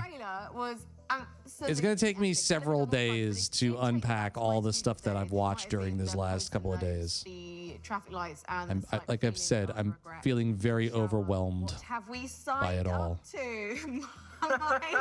Mike Kayata, you're the game director of FBC Firebreak from Remedy Games. Thank you so much for joining us. Yeah, But yeah, what have we signed up to here? Yeah, lots. So that was our big launch trailer. We're coming out in just over a week now, so we're really excited to share a lot more of the game, stuff that we haven't shown, a little bit of all of the It's not a Sam Lake, it's a Sam Ocean. that you have to deal with. But yeah, so we're getting close now. I remember when Control came out in 2019, and we're revisiting that world in FBC. Why was now? I'm so tired. Yeah, so right now it was just a great time for us to kind of go back to the oldest house. We never wanted it to kind of feel like we were retreading on Control, and that was like definitely something we thought about a lot. And one of the reasons why we shifted into a first-person perspective, so you could kind of go back into the oldest house and see it from fresh eyes in a different way. I mean, you did have a lot of fun in Control. And also, we're in first person this time, so... Yeah, so of course very different, and I think as anyone can tell from that trailer, we're extremely, like, tonally to the side of Control. And this was a really big challenge for us, because of course Control was very moody and atmospheric and very, like, horror-tinged. But of course, it did always have that little edge of absurdity. And speaking to that, this is kind of like why we leaned into that more absurd angle. Because, you know, Control was very careful. I will just say, upon seeing it, I might just jump into this just in order to, because I want something so Control focused that I would rather play it than skip it and miss something. But I'm still like, I really want to play. I really want to hear more about Control 2. Like really, really badly. Control. By the way, please play Control. Please, first of all, play Control. Then when you're done playing Control, play the Control DLC. Then finally play Alan Wake 2, please, because Alan Wake 2 did not sell nearly enough, and Alan Wake 2 is phenomenal. Alan Wake 2 is a fantastic game. Their roles that So please play those video games. Yeah, absolutely. People, so the game please. Is kind of built around a trifecta of kind of saved loadouts that are centered around tools. We call these crisis kits, and each one was developed with a different play style in mind. So we have one that kind of shoots these gigantic, like liquid globules you saw in the trailer, and this is for the person we always just imagine almost like Scarface, like I don't really care, I just kind of want to, you know, paint the world with something. And then we have another one which is a tool that kind of looks like a pogo stick mixed with a defibrillator, and you might be surprised, but we always thought this is like a precision and tactical instrument just because you can kind of relocate yourself and move around easily. And then we have the last really complex tool, which is literally just a wrench. Just a wrench. It's a gigantic piece of steel. So we made a lot of active decisions to try to get people right into the gameplay. So that's at the cost of some direct storytelling, but we haven't scrimped any on the world building and the big narrative and what it feels like to be inside of the oldest house. We do associate Remedy with these big narrative games, so much imagination. Yeah, Alan Wake 2. Control. Sure. So this feels like a new. My old PC was barely able to run it. Yeah. And to be clear, it's fundamentally different. You shouldn't go into I this should game probably. whatsoever expecting those type of experiences, which, by the way, I personally adore. I started Remedy as a massive fan of Remedy, so this isn't a Forgot to unpin that message. experience. But the thing is that we, as soon as we started making more than one game at the same time, we just wanted to say, hey, is there a way to kind of like open the doors? If you are a huge control head and you know all the lore and you really love it, and you can't convince your friends to try this game out, we wanted to give that kind of step in. So even though it's not really what Remedy is today, I do hope that a little over a week from now, it will be part of what Remedy is in the future. So, Mike, as an online cooperative shooter, what does this game look like in, say, a year's time? Yeah, that's a great question, especially because, you know, the online space, I think a lot of people treat it very differently. One of the big things that we're about is avoiding kind of like FOMO, like engagement. You know, you don't need to check in every day. We're not going to kind of add a timed battle pass. So if you come in on day one and you come back to us a year from now, all you're going to see is all the great stuff that we add. And speaking of that, already in this year, we're going to add 2 more jobs. That adds to the other 5 game modes that we ship with, already growing it by about 40% by the end of the year. We've got additional endgame systems and lots of plans. I'm just pitching it's a stapler. Maybe it'll be cool. I don't know. I could be convinced. I'm a genius. I could be convinced. Actually, in that trailer, you probably saw that big traffic light. That's actually called the red light. It's an altered item you may have seen in Control. It's now corrupted by the hiss, and in certain settings, it can show up and kind of hit you with a big red light. You're not allowed to move until it gives you a green light. There's another one, which is a stapler, which if you are a super Control nerd, you might remember from some of the posters in the oldest house. Is that a stapler, an altered item? And then you see a nice little clip art of a stapler. Well, that stapler actually shows up, and it kind of behaves like a fly. It sort of like buzzes around your face and gives all the enemies a lot of additional health. So yeah, there you go. Where can we sign up?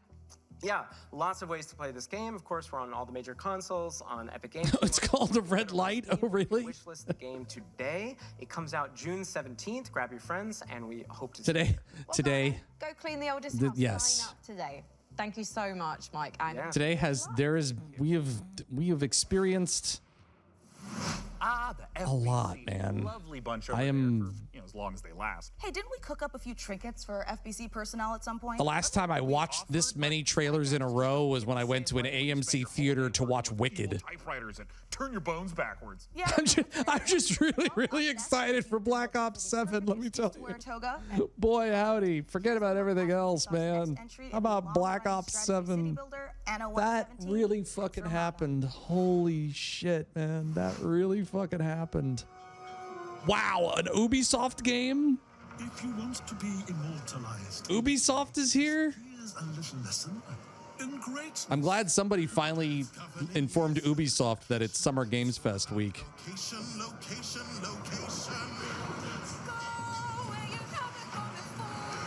Find a religion. Or 5 or more. Romanize your territories, or keep them Celtic if you please. I believe it is Anno, yeah. I think that's the only big game they have coming out. Prefer Pax Romana instead.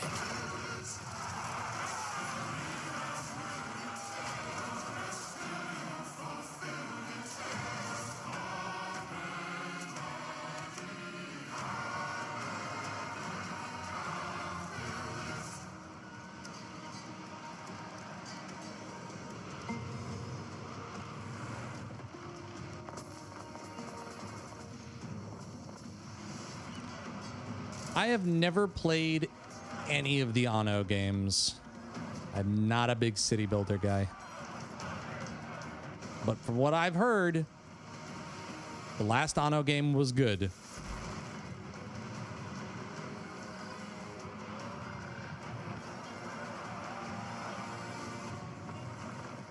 Anno 117.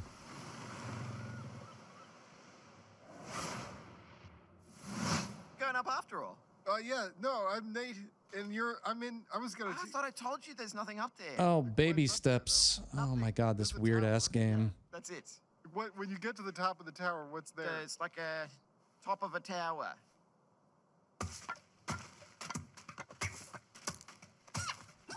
Third person co-op. This is another game that feels like streamer bait to me. There we go.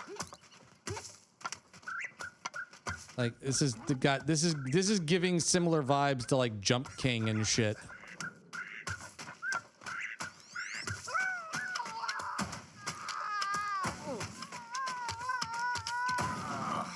Oh, I'm done. Probably nothing up there anyway. Yep.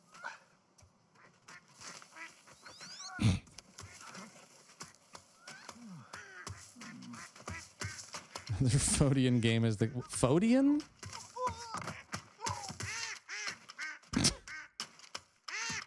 That is a game I will watch others play. Ay.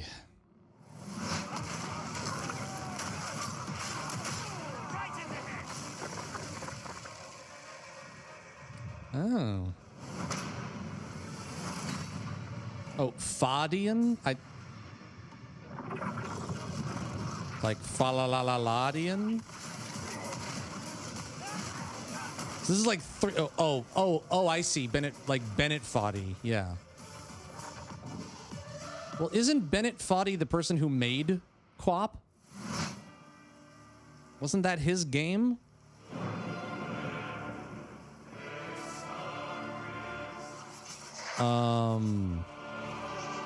I missed the name of that last game. I missed the name of well, I know about Getting Over It. I tried to play that and I gave up. I missed the name of the Warhammer video game.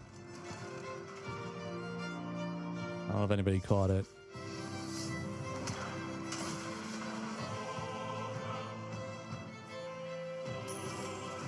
It was Darktide DLC? Cool. I'm gonna be so fucking hungry after this stream is over.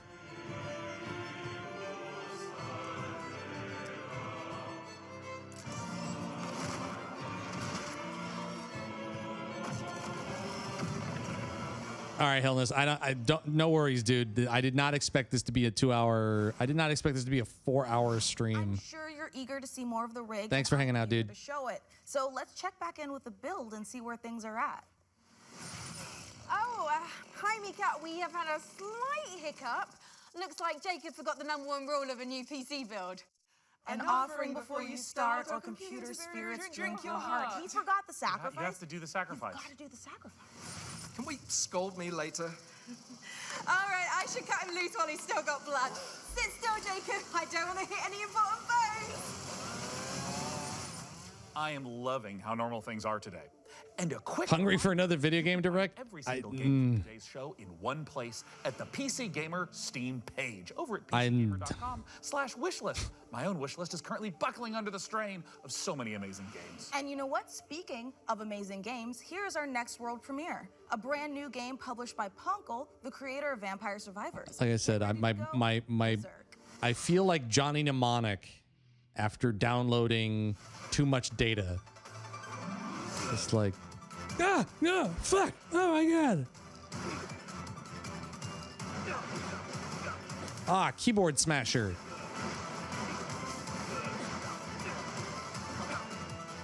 This looks wild. Time to rewatch the Konami 2010 E3 conference.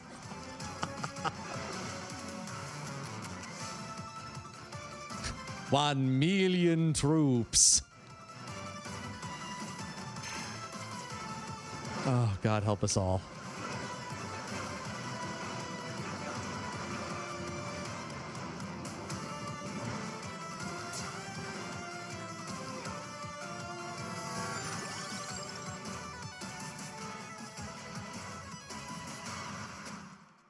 Berserker Die? Wait, is that from the... Wait, what?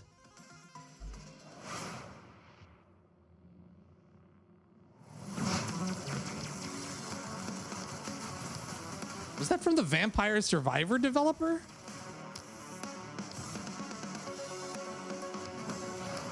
That was why they put the vampire guy in the background, right? That was the guy from Vampire Survivor. What in the... Oh, they're the publisher? Oh, he's... Oh.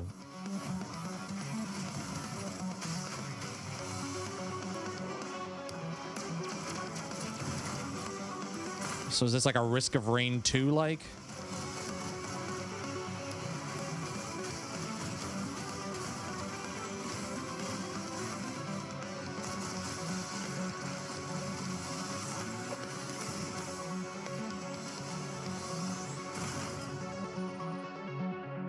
Psychopunk.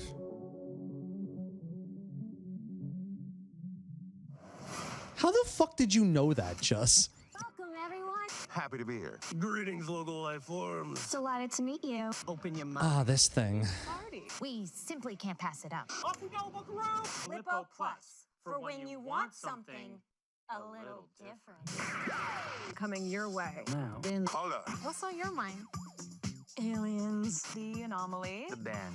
We could theoretically send TV through it. We already are. The Bend is a planet-wide hallucination and a hoax. Everybody seems so anxious to say something that they don't get their facts straight first. Consider the Bend as a source of signal intrusions and dangerous interference. The Bend is the future. It's our future. Couldn't catch me zooming into any bend in space. Let us eagerly embrace the abyss. They're going full for this retro. On blippo.plus. Like, what the fuck did I just watch? What did I just watch? All those games have looked great, and wouldn't you know it, we've got even more to show you. How? How do you have more show? I'm Felix Schade. 8-hour-long showcase. Solo dev. And what began as a small passion project has evolved into something. It hit Steam Early Access this summer, and I can't wait to show you more. It's got to be the longest PC showcase that has ever showcased.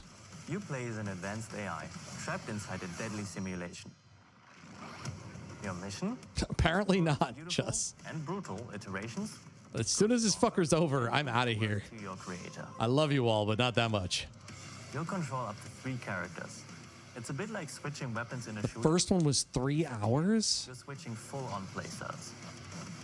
I can't sit here for another hour, guys. And active abilities, which are unlocked as you explore the simulation. You can even chain attacks between different characters. Start with Vector to quickly dispatch Oh my goodness. switch to Flux for a flurry of hits, and finish your combo with Echo's special attack. Mastering each playstyle will be essential, as you'll face a variety of powerful enemies, each with their own attack patterns. This looks sick. And at the end of every biome, you'll face powerful bosses. Yes. These are dramatic, Inspired by Warframe. designed to be tough but rewarding. Each new run reshapes the world. Layouts shift, enemy types change, and you'll have to adapt and make strategic choices to succeed. Choose character upgrades, buffs, or curses that change how you play. Some of these choices push you to take risks, others offer abilities, rewards, and modifiers, which alter your combat style, making each run truly unique. Play the free demo tomorrow during Steam Morbid Metal. and wishlist now for early access on August 20th.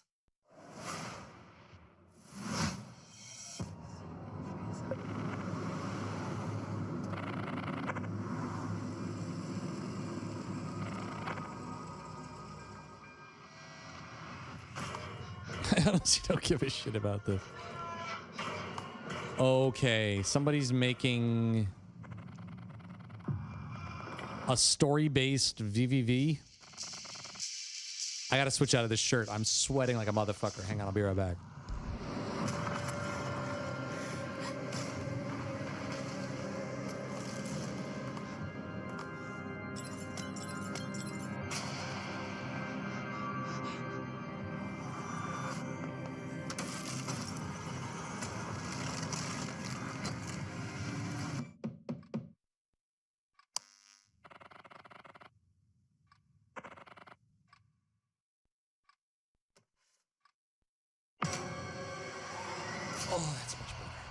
Jeez, I was trying to keep that. I was trying to keep that shirt on for the whole show, but I couldn't do it. Way too hot. All right, I should be able to make it all the way through this now. Did I miss it? Silk Song? Okay. Oh, wait, is this a new a new bus simulator? Good morning, Emberville. Today, This is a bus driver? our very own public bus service. The bus services will start in the tracks and ash tree. You know, we haven't had a new bus simulator style game in a long time. I would play this. If you can hook it up to a... Okay, so... Is this a driver or is this just a simulator? I mean, not a simulator. I mean like manager game. Because if you can actually drive the buses, cool. It looks like you can. Like bus bound. I would play that. That looks really cool. That looks really cool. Hey, Sean, should we see what's going on the factory floor? Make sure there's no production line issues holding up the rig? Well, that's a great idea, and I haven't... Wait, Black Ops 7 announcement? And fucking how, dog? Big window right behind us. We could just look through that. Oh, look through a window? What is this, the Stone Age? You know, I'm pretty sure they didn't have windows in the Stone Age, Sean. Why would I use an obsolete Stone Age technology when the wristwatch I invented is capable of tracking my steps and hacking into any camera system on the planet instantly? Okay, that's actually really amazing, Sean. Well, I'm glad you like it because I took the liberty of making... The buses are not going to be functioning well. From me to you. Here, tap on the icon and you'll instantly hack into the warehouse cameras. Okay, Sean, this is a little bit much. Wait, I have to make an account to use this? Well, it's a free trial for 7 days, but then it's only $9.99 a month after that. What? And look, 2-factor authentication for safety. Sean, this is... And now I have to connect my Steam account? It's plot vision as a service. Jesus.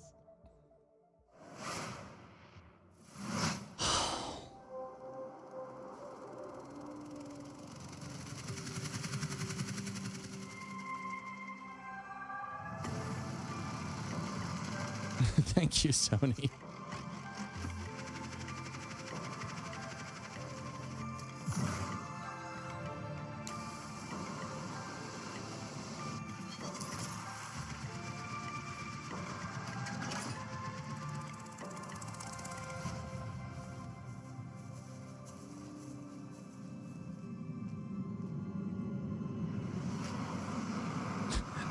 Atmos Far, the sequel to Atmos Near. All right.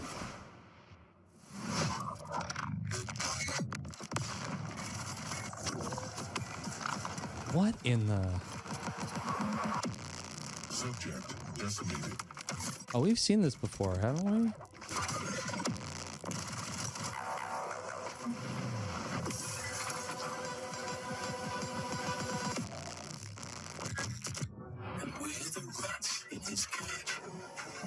This looks cool. We better get to work. Marathon Not Stolen Edition. Oh shit, man. That is just stink that is never gonna wash off Marathon ever. And it probably shouldn't.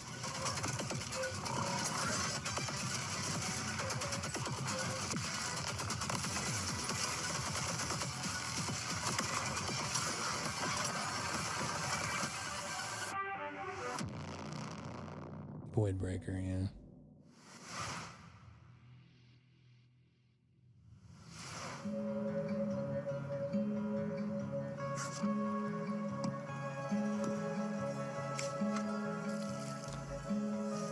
Oh look, it's another farming simulator.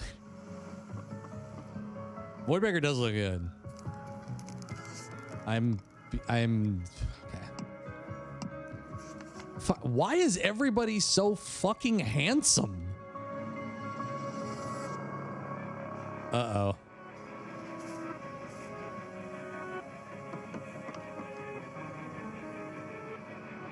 Fabulous farming.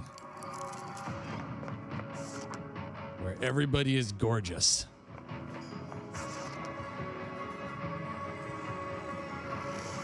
I mean, you're not wrong, Chess. How's this been going for close to 5 hours? So the Xbox showcase was 2 hours with the included Outer Worlds 2 and Grounded 2 stuff. And then so far, this PC Gaming show brought to you by PC Gaming, a PC Gaming joint, has been 2 hours. and it doesn't seem like it's close to being done yet. I often felt that the only thing missing So that's why. was the ever-present danger of murder. Me too, Day 9. Only world premiere horror game we've got for you. Feast your eyes on this, if you dare. I might have to have a heart out at 5. I don't know if I can sit here much longer, guys. I wanted to sit all the way through this, but I'm honestly, I haven't eaten a damn thing today, and I am fucking hungry, people. I bid you welcome. I might have to cut loose and come and watch the end of this later if it's another hour. I don't think I can sit through another hour of this. This will help. I'll keep an eye out for anything dangerous. I'll check for anything on the floor. Oh, goodness. Curse has drawn you together, but fear threatens. Order food and watch while we wait. I could do that. Blood? God! Oh God! Keep your cards close to your chest. No, this isn't right. For you'll need to decide who you can trust. Is somebody there? Before the rest of my guests arrive.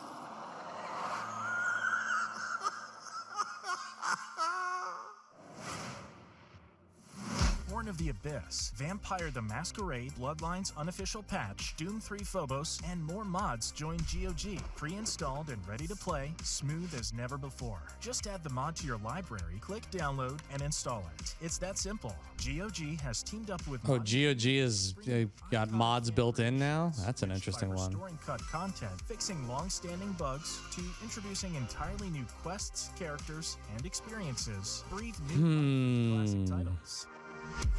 Let me think about it, guys. It's a long time to sit through so many mediocre games. I'm not saying they're all mediocre. I'm just saying there's a very good chance I'm not going to play a lot of them, even if some of them are good.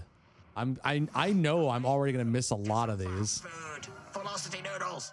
Fast food at its best.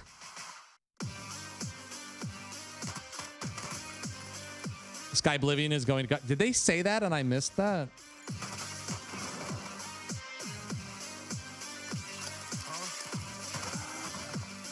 I swear, my brain is not able to process shit anymore.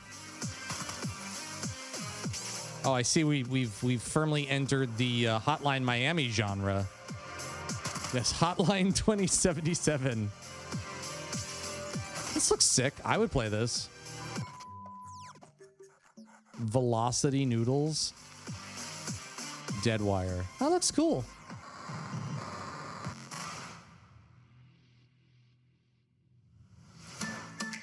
Yeah, but Dinkum. Oh my god. Let me see what I can order.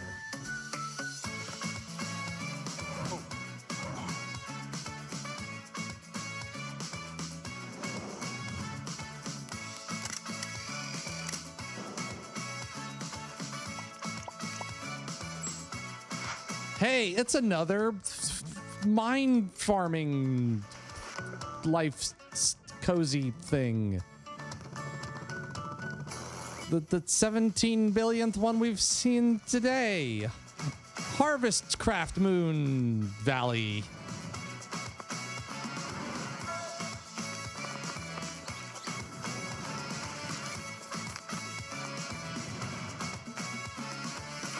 Find adventure in every dinkum.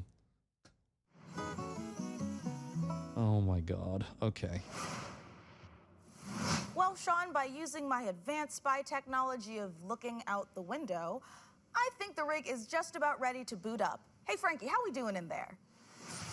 I think we are just about ready to power this bad boy up. What do you think, J-Money? She's ready to roar. I was waiting for him to slam the thing down and for it to just fall apart. For it to just collapse in front of them.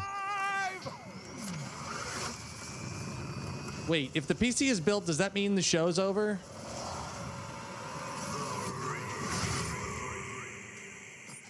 It's beautiful. That's cool looking. Calls to me. I love it more than any parent could love their child. As a mother, I take offense to that. But in this case, I'll allow it. And if you are watching this now, this very PC could be yours. Mika, what do they need to know? That's right, you could be the proud owner of the rig. In all of its top-of-the-line AMD-powered gaming glory. All you need to do is follow the link below. Fill out a survey. You will be entered in Recall from memory every game we've shown today in order. #1 in 14 countries, and I'm not about to add another. So head on over to PCGamer.com/survey now. And you might win a chance to look at the PC. might be finished, but we've still got more games to show. So let's take a look. How? Protect me from the evil within. May the Lord protect me from the evil within. Oh my God. May the Lord protect me from the evil within. May the Lord protect me from the evil within. May the Lord protect me from the evil within. May the Lord protect me from the evil within. May the Lord protect me from the evil within. The survey is rigged. Void Martyrs. This is out, isn't it? Or no, this is coming.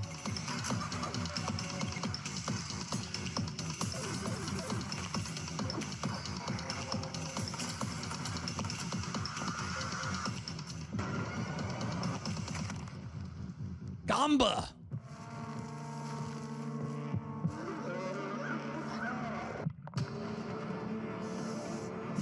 I like these de-resed art style games. I loved this look in Mouthwashing. Eclipse them.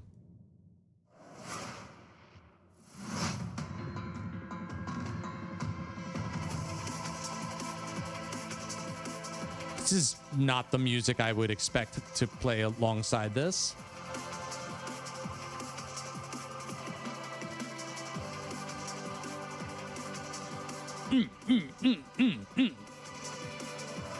Boots and cats and boots and cats and boots and cats and boots and cats.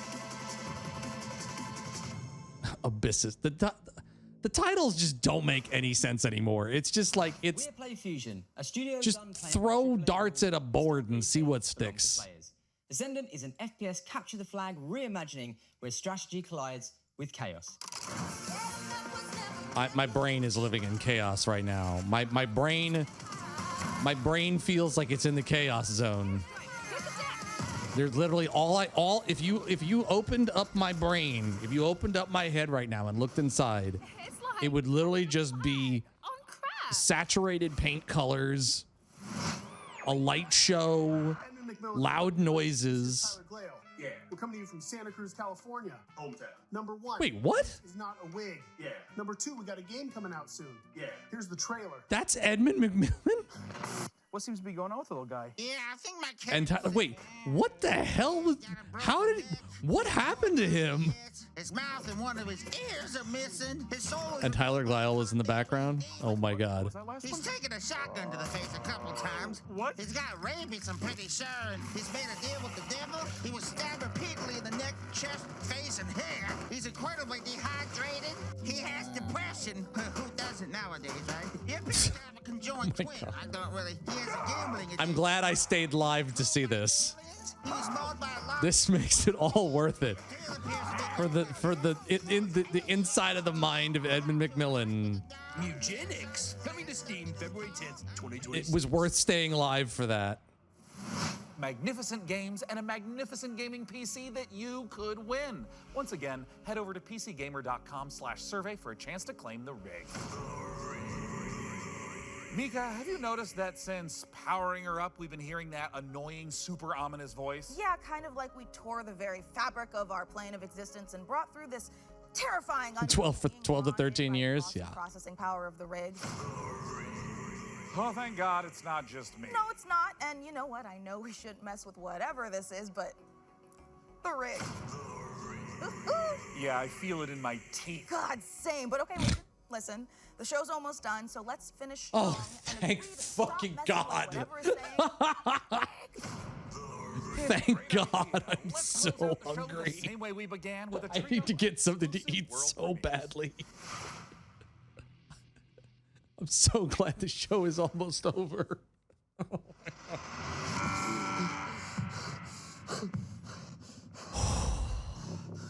It's been a very long stream. Mason, 34, former surgeon at Westwood Hospital. You've been brought here to perform a surgery. Oh, okay.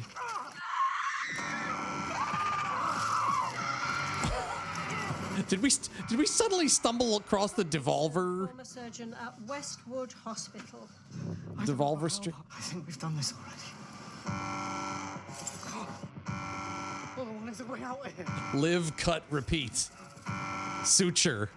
Live, cut, suture. Suture, cut, repeat. That's a game? An interactive okay. Dead reset. All right. Don't see many live action video games these days.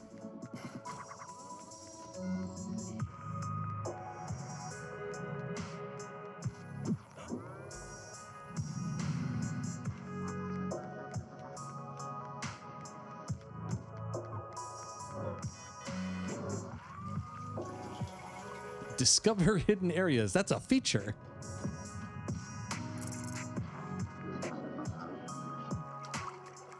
I'm gonna have to figure out, do I upload this all as one long video? I think I have to split these up, right? I think I have to split these up into a part 1, part 2.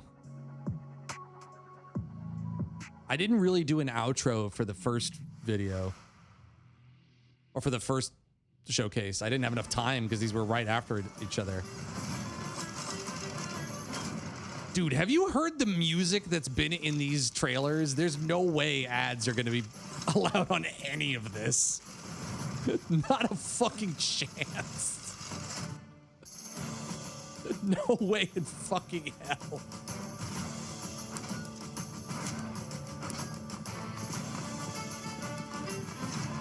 This looks sick.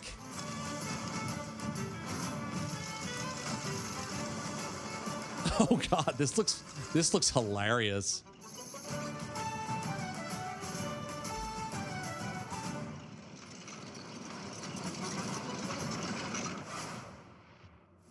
What a spectacular show that was. The games, That was the fine. Okay, no, there's gadgets, the non-lethal electrocution. that can't be the game they end on. I got the thermal paste. And speaking of gadgets, we've got Silk Song, you cowards. little invention of ours. Oh, goody. Inside this keyboard is a hidden compartment for storing hand-encrypted messages, and I've left a special Silk Song, you cowards. We have just got to crack it open.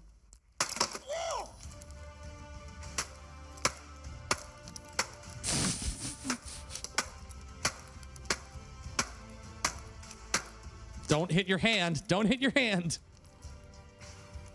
Oop. Yeah, this is just a normal keyboard. It's Jim's from accounting. Poor guy can't catch a win, and this soon after the divorce? Oh, a reminder to everyone, thermal paste isn't food. A big thanks to Frankie and Jacob for building the rig. And thanks, of course, to all of you for tuning in. We'll have to work super hard to top this when the PC gaming show Most Wanted returns in December. Thanks for watching. Oh, so that was the final game. Oh, they're after you. Everyone. That was the final game?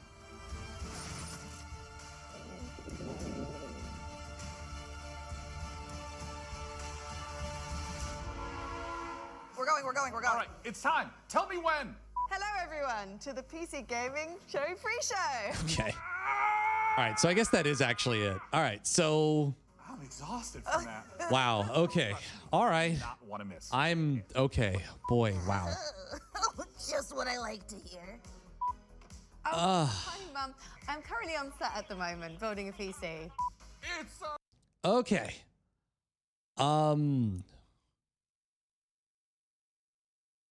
Wow. Wow. Wow.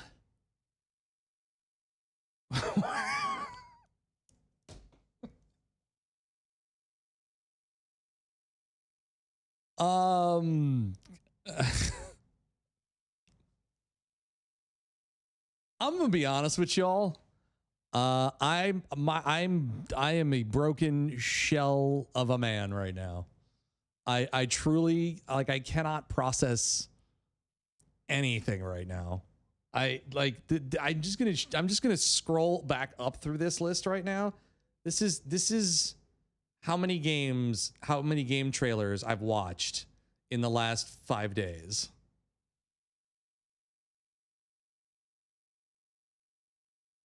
I truly don't even know where to start or where to end with anything. Here's what I will say. Let me just go back through the Let me just go back to the Xbox part real quick.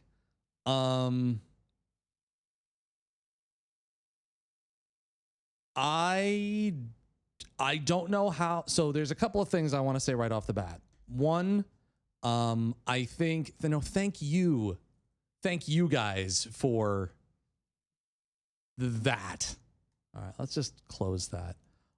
Should I feel like I want to put on like audio or music or something. But anyway, I'm just gonna.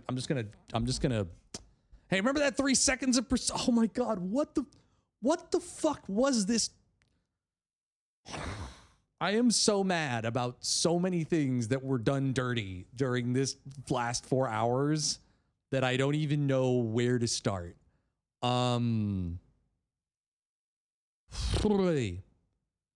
That Xbox event showcase was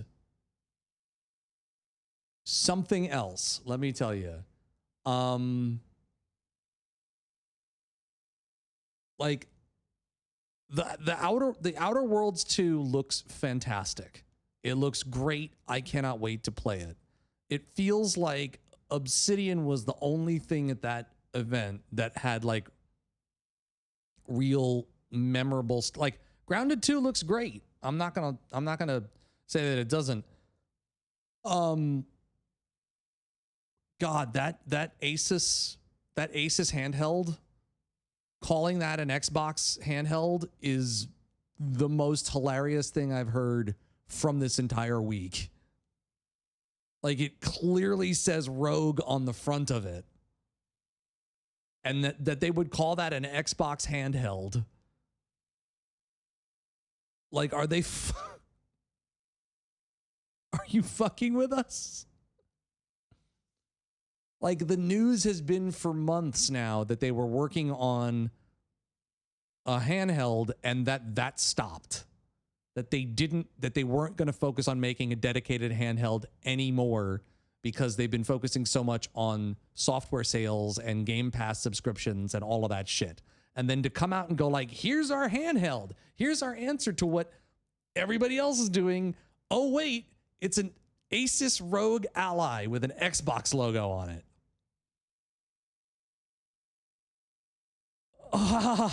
And then I don't know if there was a miscommunication between the team that made the video and the rest of the show. If there was supposed to be a Silk Song,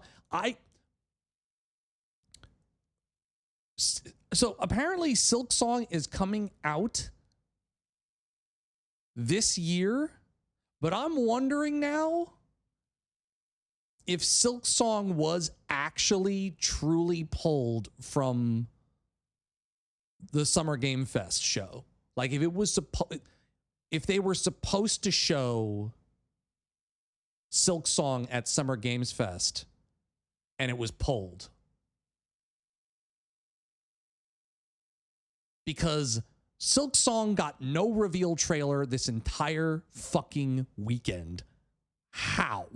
If it's coming out on all platforms when that fucking thing launches and it got no reveal at any point during this entire weekend, what is going on? No reveal trailer. No, like, the only reveal trailer we had was from the Nintendo Direct where they said 2025. There's no date for that thing. What is happening? What is going on? What is going on with Silk Song? I don't understand. I'm very confused. Man, there was a lot here, and yet it didn't feel. I'll tell you right now, the Clockwork Revolution game from In Exile, I really hope that's great. I really hope that game is awesome. That game, every time I've seen that, it totally is something I want to check out.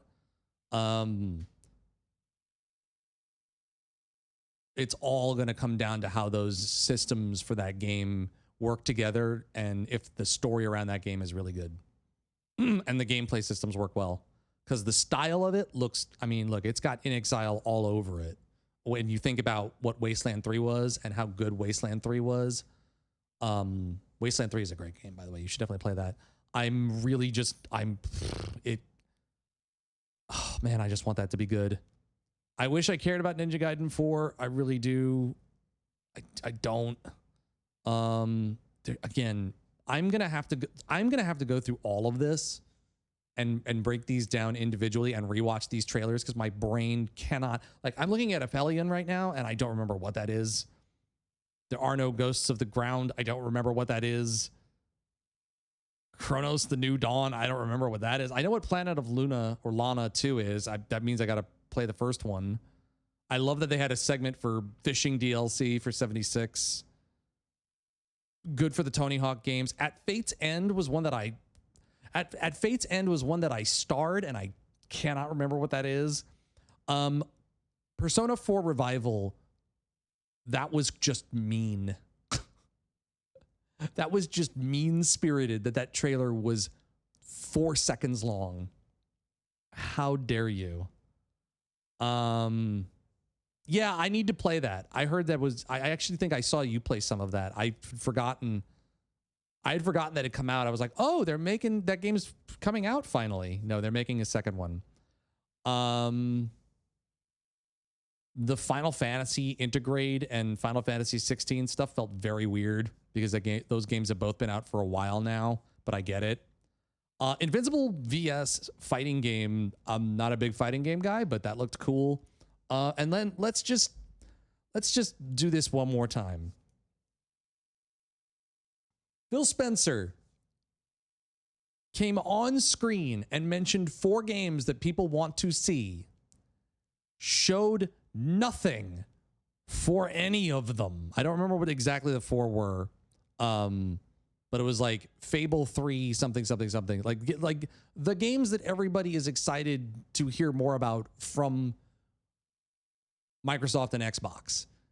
He said the titles out loud. And then had the audacity to make the one more thing. Black Ops fucking 7.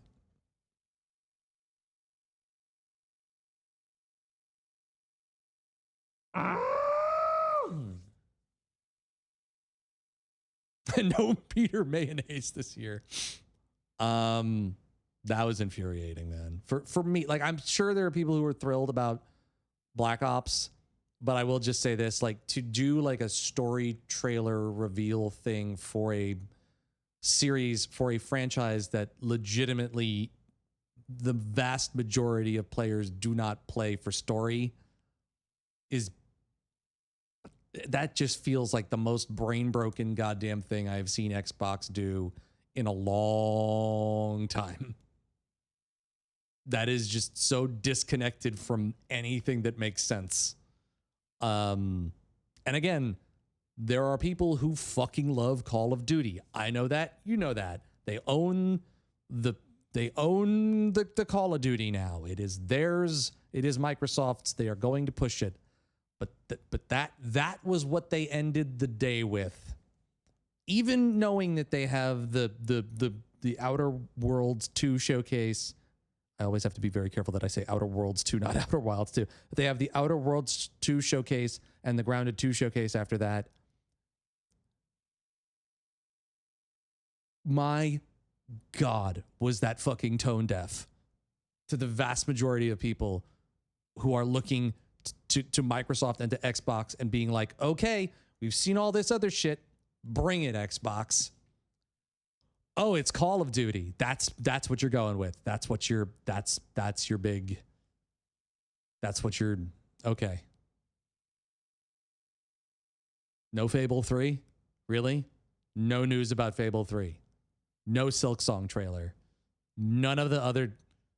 Nothing. Nothing about Elder Scrolls. Nothing about.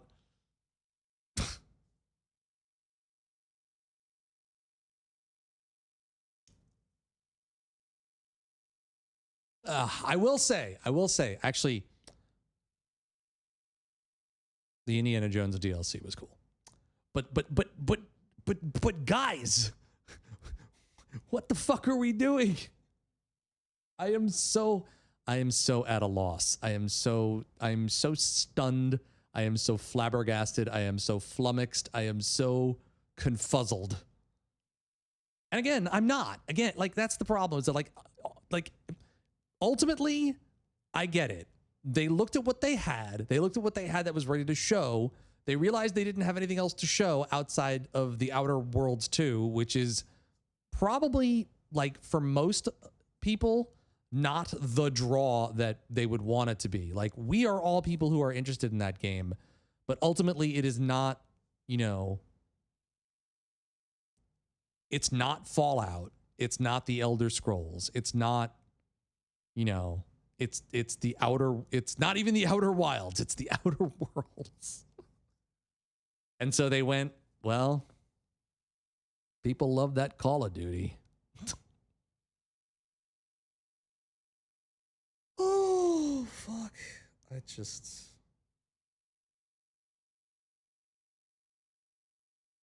What a thing. What a thing. What a show. What a way to go. That's a Summer Games Fest, everybody. Microsoft really turning W's into L's, for me anyway.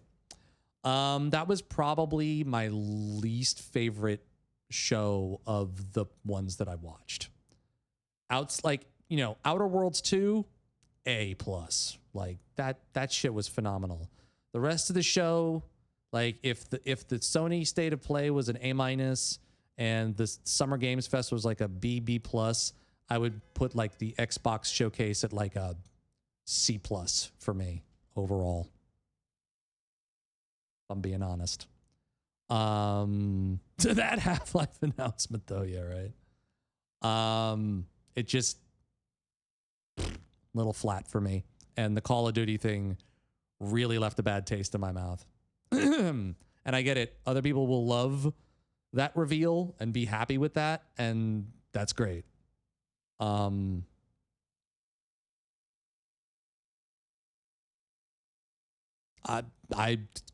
don't give two shits about Call of Duty. Haven't in a long time. There's nothing about it that speaks to me, nothing that I'm interested in. And again, I feel like I was debated. I feel like they were going like, oh, here's a cool, you know, here's a new thing that no one has seen before that's got this, like, this really cool vibe to it. And, you know, it's got this, it's going for something. It's, you know, it's, and instead, like, at the last minute, I'm like, oh shit, this is Call of Duty. And I was right. And I have never wanted to be less right in my life. I have said it as a fucking joke. I have said as like, I don't want this to be Call of Duty, but this is feeling like a Call of Duty. And lo and behold.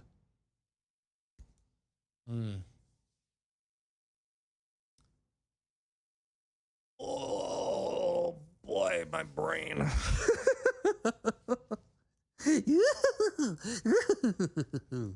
like Joker laughs all around. Anyway, I don't have much else to say I mean, like, the PC gaming experience showcase, the PC Gamer showcase brought to you by PC Gamer, a PC Gamer, PC gaming, PC game. It was cool. There's a lot of stuff there. I will definitely do my best to play more than a fraction of those games, but there were a lot of games that between like that and the Future Game Show, I'm happy to see so many video games, but I also know that, like, there are games from the previous Future Games and PC Gamer Show that I didn't even know came out, that we're getting sequels to that I never played beforehand. So, there's a lot of shit that's going to fall through the cracks. Hopefully, though, there will be a lot of demos. And also, the cool thing is that there's a Steam Next Fest coming up really, really soon. I think in like next week. So I imagine a lot of the stuff that we saw in this show and that I saw on, you know, off time, in the Future Games show, which I didn't watch on stream, will probably end up in that Next Fest. So we'll definitely do a Next Fest demo days stream at some point in the future to highlight a lot of those. But it's funny, every time I do a Next Fest stream, very few of those demos, even when I like them, translate into sales and me playing the full game. Like, I still haven't played Pacific Drive, which is a game that I loved when I played the demo of. And I have it installed right now, and that was a Next Fest demo game. So yeah. I thought Day 9, I thought both of the hosts did a great job. I thought even, you know, the PC building stuff was hilarious. You know, in a kind of cringy way. I thought the trailers were good. I thought the games there were a lot of games in there. There were more games than I thought I would be interested in. I'm going to go back through the whole list of everything that I wrote down and sort of pick out the ones that I'm most excited about and turn that into a video that'll probably come out later this coming week. But overall, my goodness, lots of stuff being announced and a lot of stuff being shown, and yet a lot of stuff that we were thinking we were going to see that we ended up not seeing, that we didn't see anything about. Like there were so many things that we kept thinking that, well, they're gonna show something about that, right? And then nope. And that's very, I don't want to say worrisome, but it is strange that like there's just a lot we didn't see. There's a lot of things that we were all like thinking we were going to see something about, and it's just not happening. Yeah, and I don't know how I feel about that other than to say,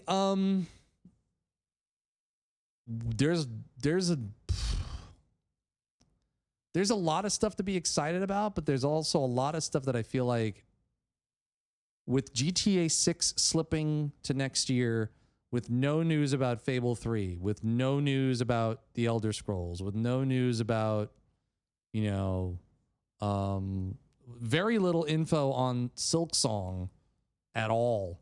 Like very like,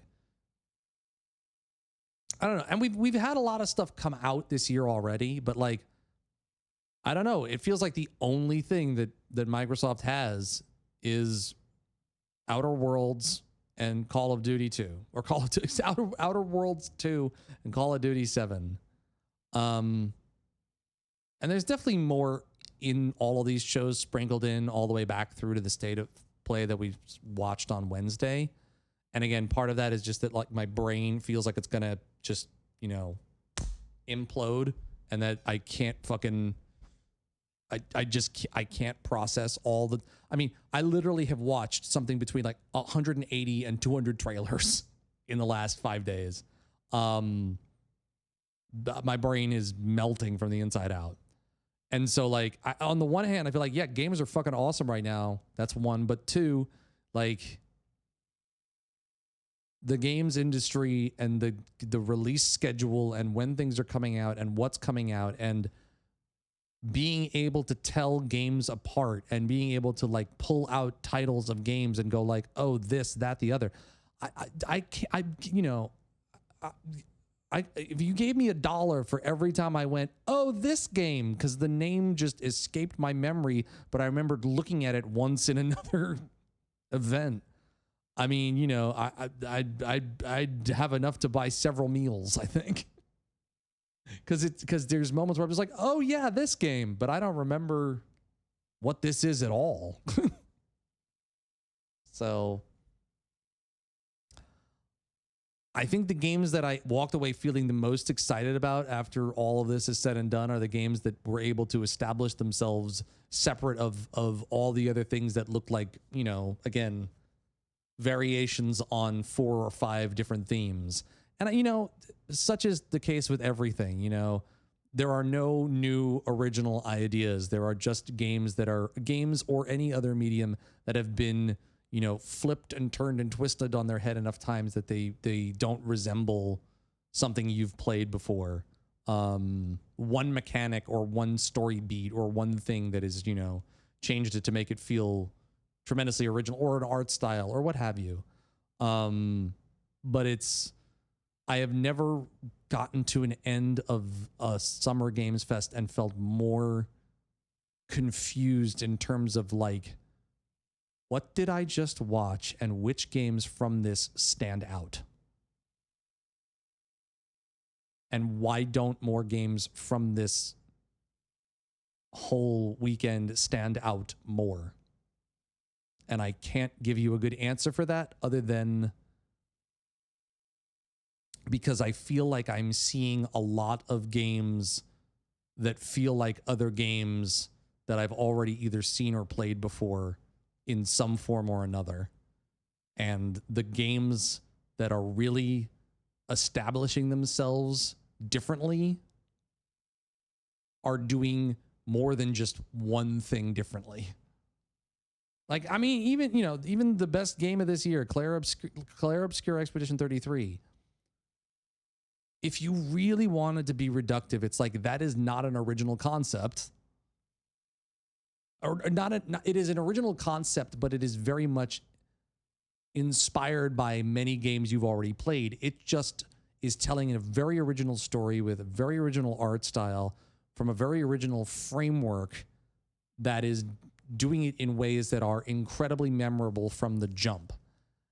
And I would be hard pressed to look through all the games that we've watched throughout this weekend and pinpoint games that are doing that across the board. It would be like a handful after we pull out all the stuff from the list and be like, oh, it's this, that, and the other. And a lot of games we were all looking at it and going like, we were joking a lot throughout all of this of like, oh, well, this looks like Cyberpunk Rogue Light, Starfield, Witcher 3, Skyrim, like, Call of Duty. Like, we were making those jokes constantly, but at a point we made those jokes so many times because it's really feeling that way, that there's just a lot of games that are being made that are, oh, it's this company's take on this game.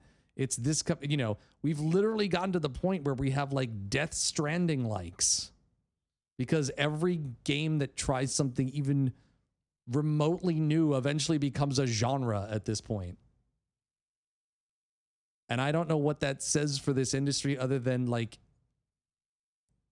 if all we can aspire to is a copy of a copy of a copy of games that we've played before, this industry is going to face another tremendous crash. And some might say it's already heading that way. I mean, with GTA slipping to next year, with layoffs happening across the board, with this insistence that every game now is good because it's made by a small studio rather than a huge team, as more layoffs are happening, as more studios are consolidating, as there are fewer publishers and more developers struggling to make one game that survives. Where does that leave all of this at the end of the day? Is any of this sustainable?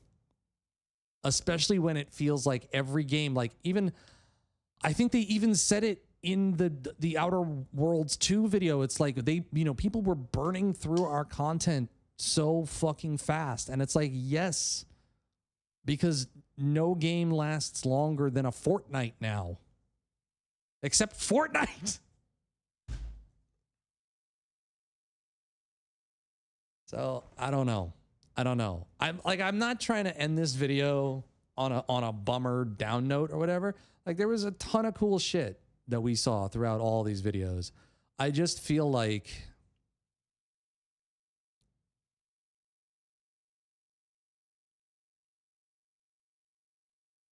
the point we're at now is we are almost certainly, what did they say? 18,000 Steam games released in 2024, and we're already on track to have more than that this year. 18,000 games on Steam. That's not accounting for all games. That's just on fucking Steam.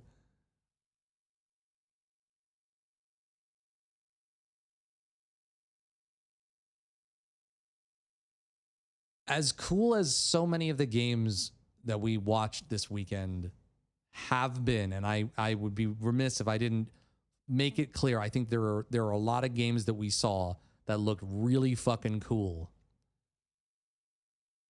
I don't think we can sustain 20,000 plus games in a calendar year on top of all of the companies that want you to buy the big game that's competing with GTA every year. I feel like that is just crazy. I don't know what the answer to that is, other than, you know, like especially when you consider how many free-to-play gacha games were being shown during every live stream, pretty much. So I feel like when Silksong eventually releases and people are very, very happy with it, they're going to be like, "Yay, this game is awesome." Oh, sure. I mean, yeah, I guess you don't need to see a trailer for Silksong, but there's no guarantee that Silksong is even coming out this year. Like, that's why you do a reveal trailer, to like put it in writing that the game is coming out. And we didn't get that. Not even at the Nintendo Direct. It was an afterthought. Then they're going to be extremely angry with the devs for not being transparent about the game during dev and release date debacle. But it's made by a small studio, Lego. I think it's literally made by a team of like 10 people, but I don't know. The only thing I have to say to that is gamers are never happy. You can never make gamers happy. You just have to try your hardest to not keep them angry. I feel like a giant industry crash is inevitable. I don't want to be like a dire Debbie Downer here, but I feel like we are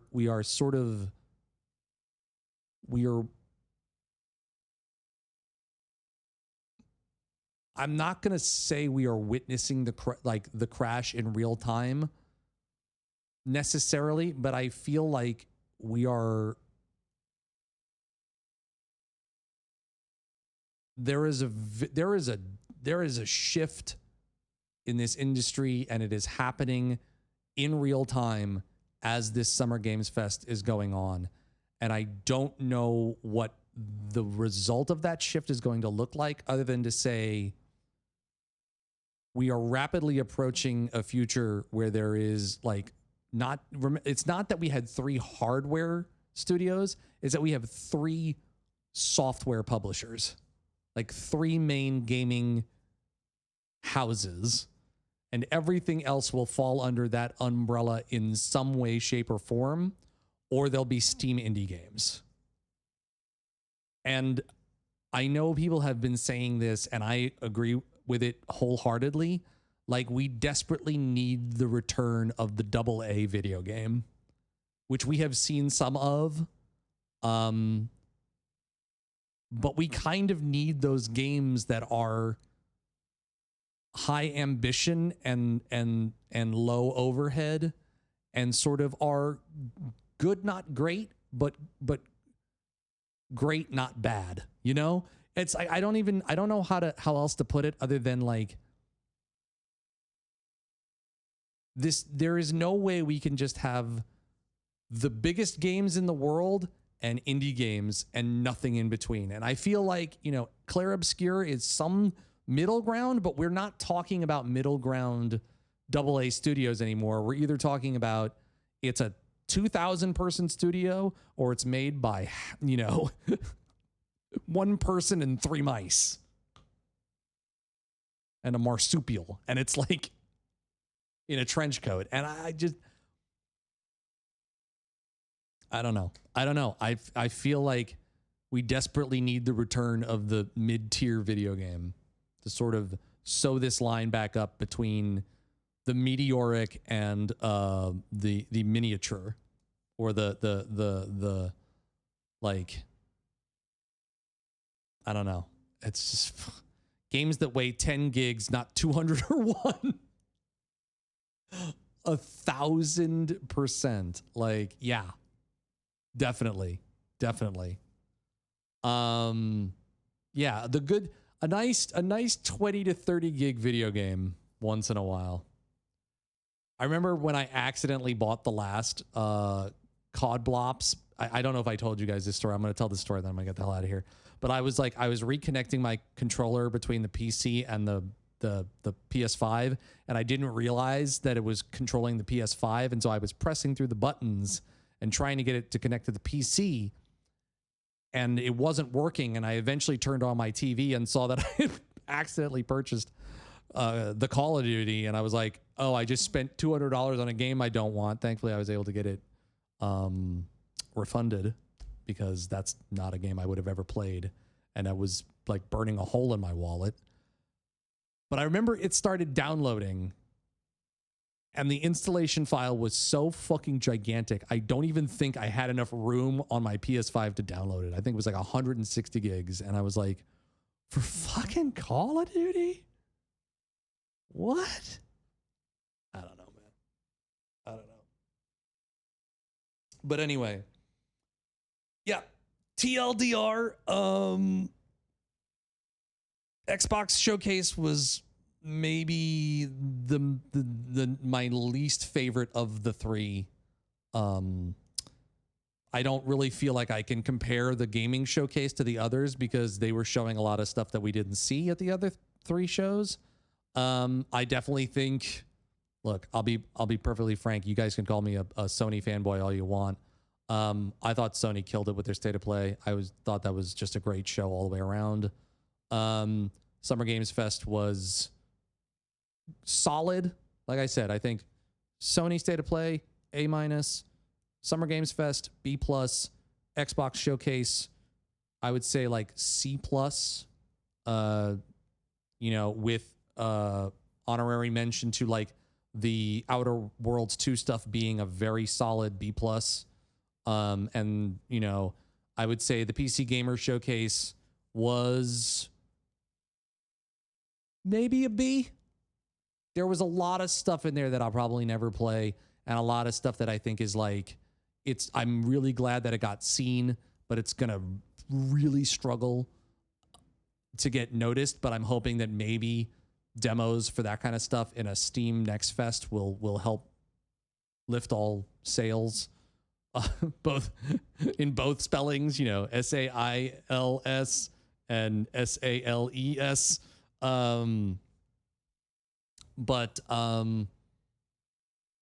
Yeah, I also walk away from all of this feeling like I'm in the middle of around 25 different games. Half of those have come out this year. The other half I'm playing because of games that are coming out in the next 3 weeks. And I don't think we as humans, where time is a valuable and limited resource, I don't see how anybody outside of streamers and content creators can stay, abreast of all of this stuff on a continuous and consistent time frame. But I do think that it is very impressive just how much stuff is coming out.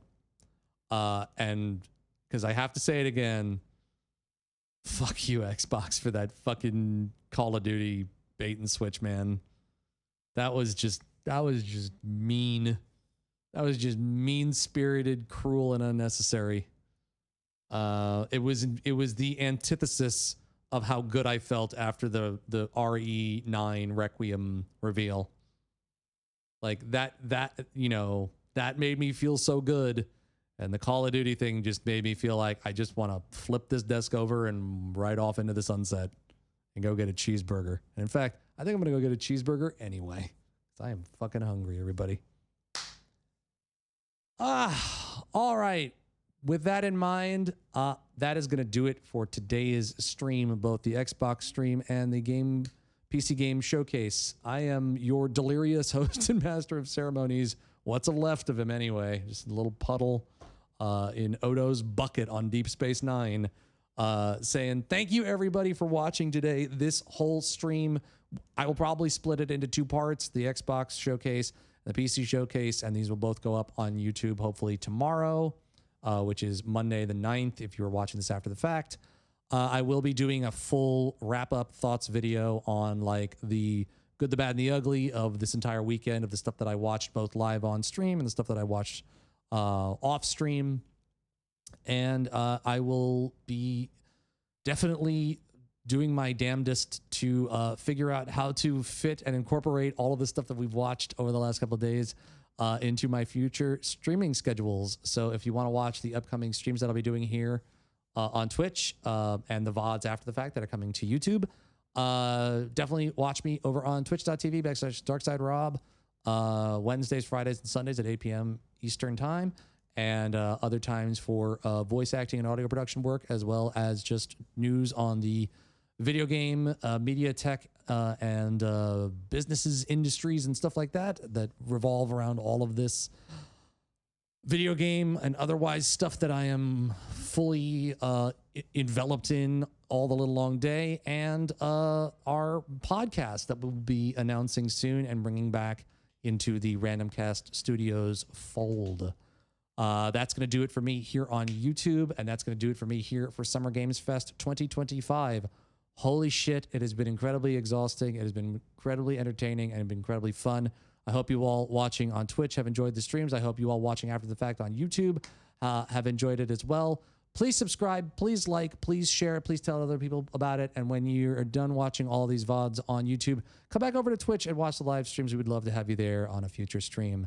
That's going to do it for me. Thanks for watching, everybody. I am, once again, you're very, very tired, but yet somehow oddly digitally fulfilled host and master of ceremonies, Darkside Rob, saying, keep playing those video games. Stay safe, everybody. Be good to each other now more than ever. Until next time, peace out. See ya, and see you next Summer Games Fest. Bye.